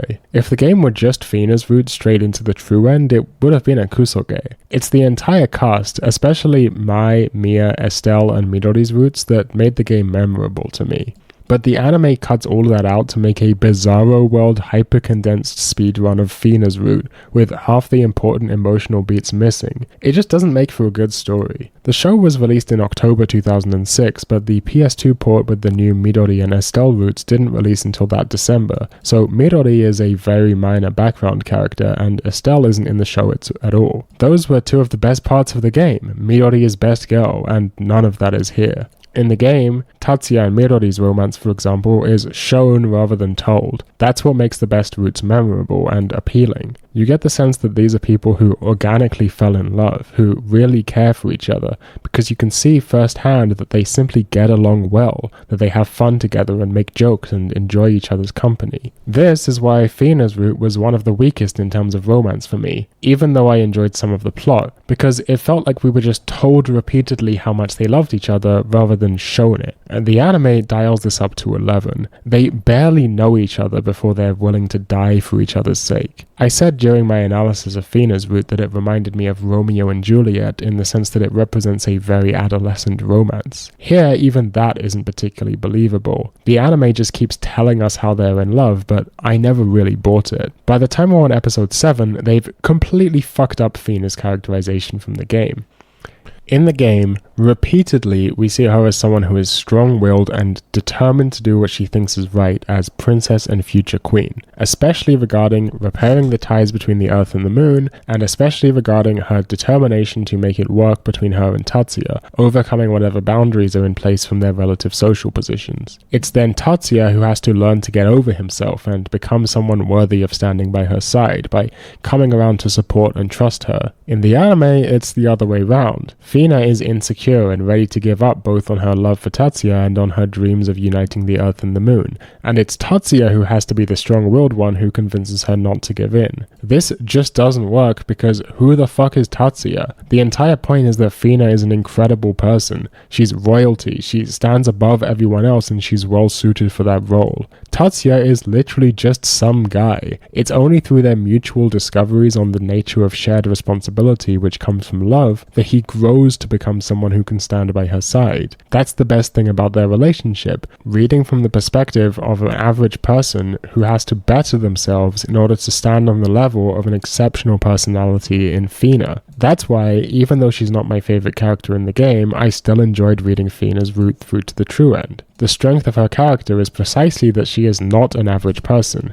that she is uniquely motivated by the circumstances of her birth and the way she was raised. That's what makes me relate to Tatsuya in thinking, oh yeah, this is a special person who I've fallen in love with. Reducing Fina to just a damsel in distress that has to be told what to do by literally just some guy is boiling out everything that makes her special and appealing. It's not empowering to Tatsuya, it just makes Fina into a weaker character. I can no longer empathize with the romance because it's being shown to me that Fina is in fact nothing special, that she gives up on her dreams at the first sign of trouble. And it also takes the onus off of Tatsuya to grow as a person. I don't get to see him go through a character arc, he's just already self-confident and strong. It's a completely brain-dead decision that destroys the exact thing that makes the story enjoyable to read. Now, if this were adapting Sayaka's arc or Midori's arc, then this would be perfectly fine. Those characters actually are insecure, and it's Tatsuya's role to step up and show them the way to become a fuller version of themselves. But that's absolutely not what Fina's arc is about. In the next episode, Tatsuya says out loud that he needs to prove himself worthy of standing by her side, but that's not what we've been shown until this point. Instead of Fina being driven enough to fight against the world for the sake of love, she's timid and ready to give in to the powers that be. After that, they pretty much go through the climax of Fina's original route, with the kendo match between Tatsuya and Fina enforced by Karen beat for beat. Although the weird thing is they retcon Takano into the story. He's like Mr. Poopy Butthole from Rick and Morty, like, oh yeah, and this old man was here the whole time, don't you remember? Anyway, this got me thinking. The original Tumblr post that sparked this entire questline for me referred to yoakena as some harem show. It isn't even a harem show. There's no harem. No other character expresses romantic interest in Tatsuya, and Tatsuya never expresses romantic interest in any other character. It's exclusively a romance show about Tatsuya and Fina. Like, yeah, there's a primarily female cast, but that's not what harem show means. This is just regular ass romance. You can't go around calling anything a harem if it has too many girls in it. Since the anime hasn't had the time to establish any of the notable details after what was, in the game, the end of Fina's original route, they tried to speedrun the true end in just 4 episodes, and they have to completely change Wreath's character. Well, more specifically, Fiaka's character. Instead of being a morally grey scientist from before the war, she's a vague supernatural manifestation of the consciousness of all the people who suffered in war. Lost technology was never introduced as a concept, neither were the ruins. Because the ruins are never introduced, the primary conflict between Fina and her father is only about her marrying Tatsuya. Then Fina returns to the moon early by ship alone, rather than together with Tatsuya using the spire. And the spire is still there in the middle of the park, but it's never mentioned because, again, lost technology is never established to be a thing. When she gets to the moon, she only talks to her dad about Tatsuya, where she learns that the king was a commoner and that's why her mother was accused of treason and eventually died, after which we get an extended flashback of how the king and queen met in high school where Tatsuya's dad is there. I also forgot to mention, another anime original character is Jürgen von Klügel, the leader of the moon's royal guard, who Fina was supposed to have an arranged marriage with prior to coming to Earth. He's really the main villain of the anime. It was only upon seeing this that I realized the game doesn't really have a villain per se. It's just the structure of society itself that causes conflict. Replacing any of that social commentary with just le bad guy who is le evil, well, I shouldn't need to explain why that's a downgrade. Towards the end of episode 10, Tatsuya has an outburst where he, having been left on Earth by Fina, exclaims how Fina needs to learn to rely on the people around her more. Again, this goes counter to her character in the game. After this, Karen shows up, picks Tatsuya up in a spaceship, and they head to the moon together. It's actually pretty cool to get to see more details about the moon civilization, like how people live in the craters, which are each packed tightly with buildings and covered in glass domes, with thin pathways connecting them to each other. Jürgen manipulates the king way too easily into letting him use full force to capture Karen. While trying to evade the guards, eventually Tatsuya and Karen get cornered. Karen fights off most of them, but Tatsuya gets to put the kendo skills he learned earlier to use. This is actually a nice touch because in the game the whole kendo thing pretty much gets forgotten after that route is over. Meanwhile, Fina escapes from being locked in her chambers by Jürgen. Time is running out as both Tatsuya and Fina rush to try and confront the king while Jürgen stokes the flames of a new war with Earth.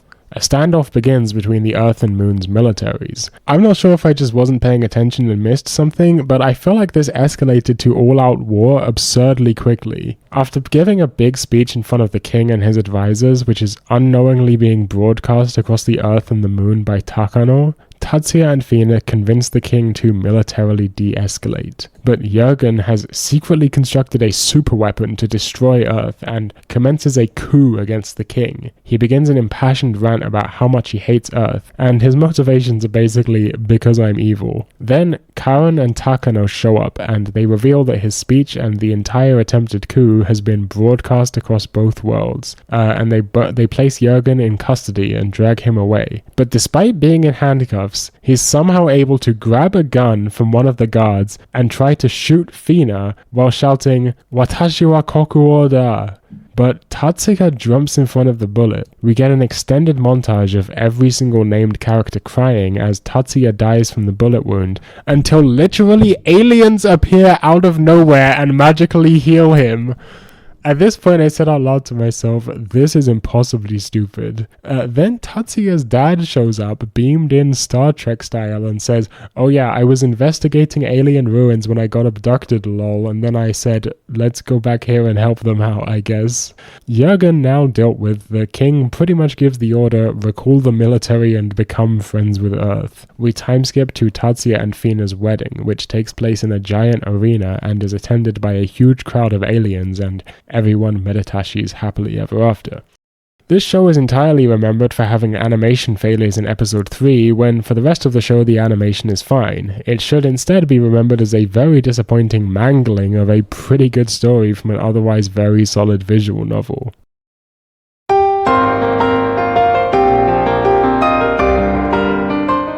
And that's pretty much the point of this video. Yoakena's anime is bad for completely different reasons than just one animation failure, and the franchise as a whole deserves to be remembered as something more.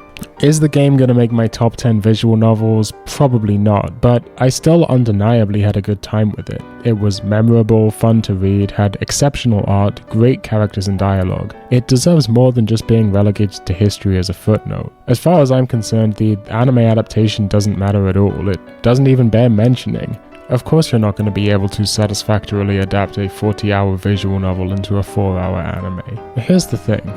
Reading back through my commentary on the game itself, I definitely come off as pretty critical, but that's because I'm writing a critique. I was pinpointing areas I thought didn't work or could use improvement. I tried to write a balanced take, but I want to make this clear. I enjoyed Yoakena, 7 out of 10.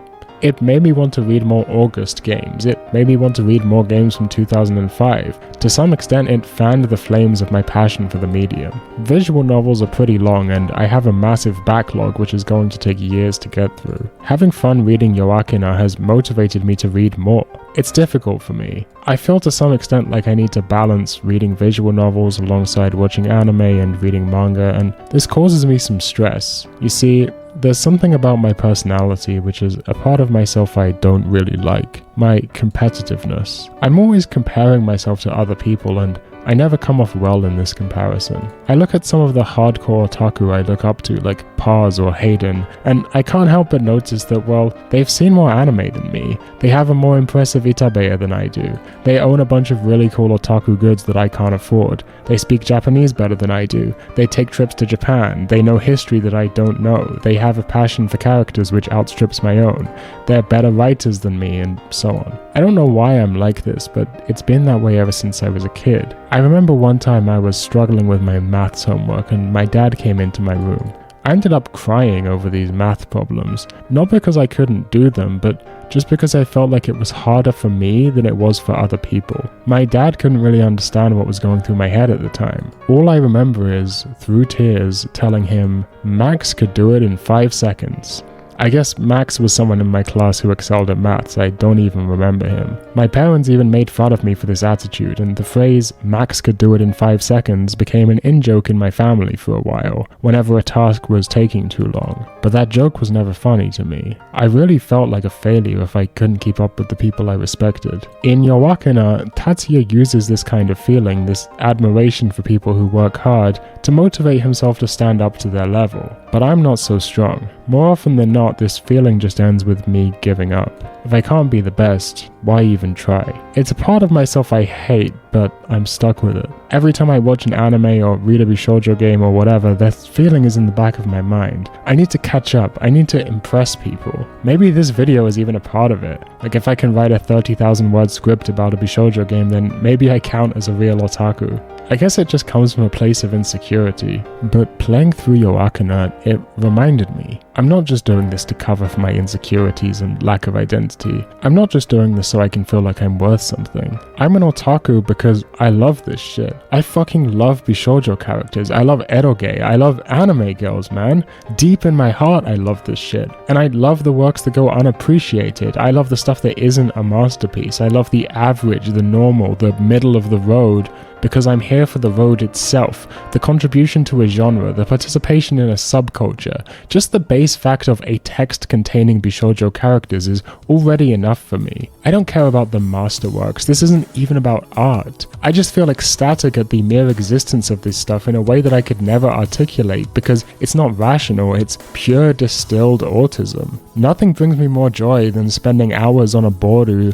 staring at images of a character I like and nothing else. I can't count the amount of time I've spent in Gotchi User threads on A, not even reading the posts, but just looking at the pictures of the characters I like. I need to continue my journey to embrace this side of myself, to overcome whatever urge I have to compare myself to others and just do the things I love for their own sake.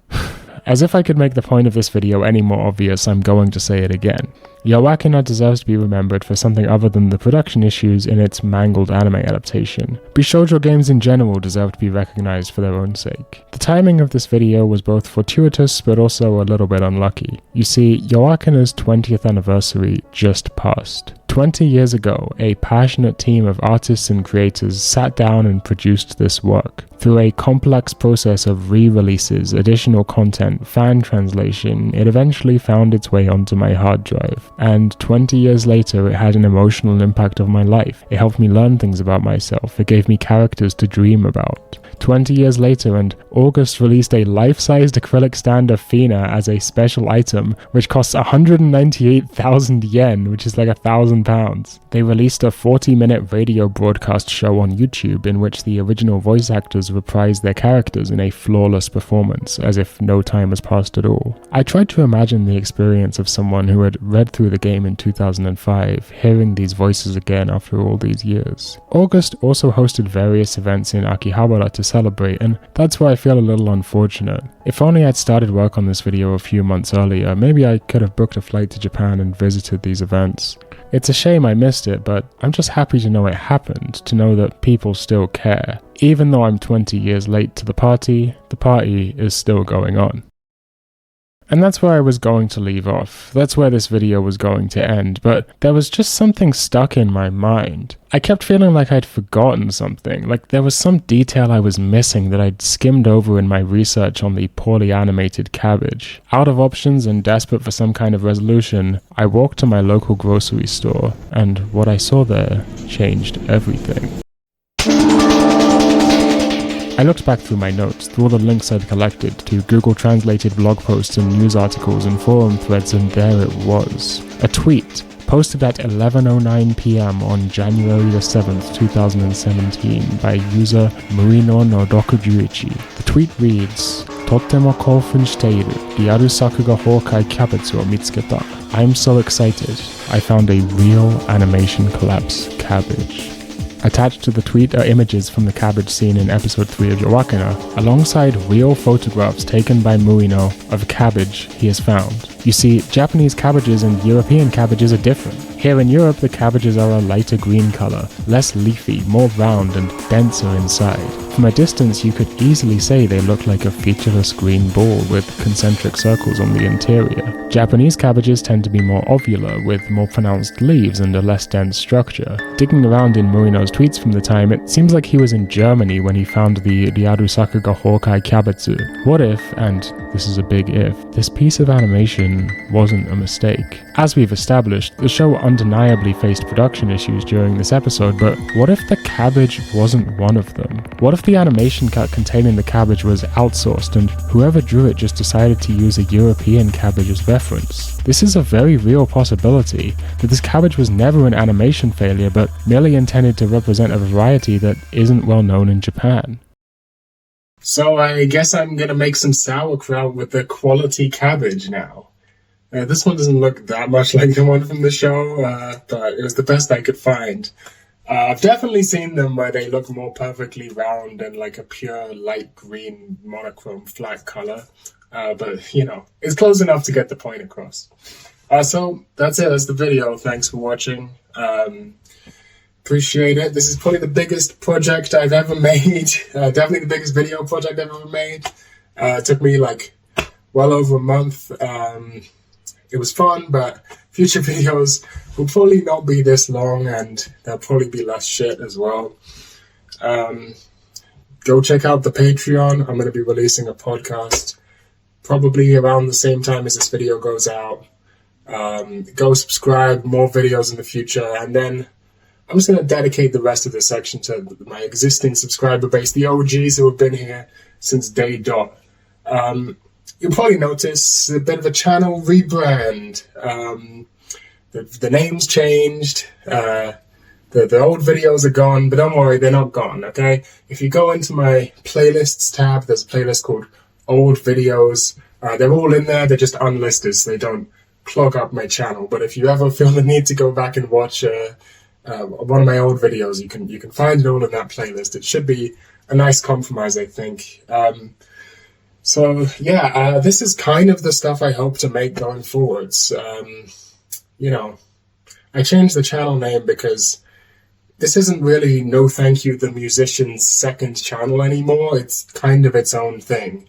If you want to see future vlogs, if I do ever make a vlog again, which I probably will, I'm probably going to post it either on Patreon if I think it's good, or on the IDMR channel, which I might rename to IDMR2, I don't know, which is all linked in the description.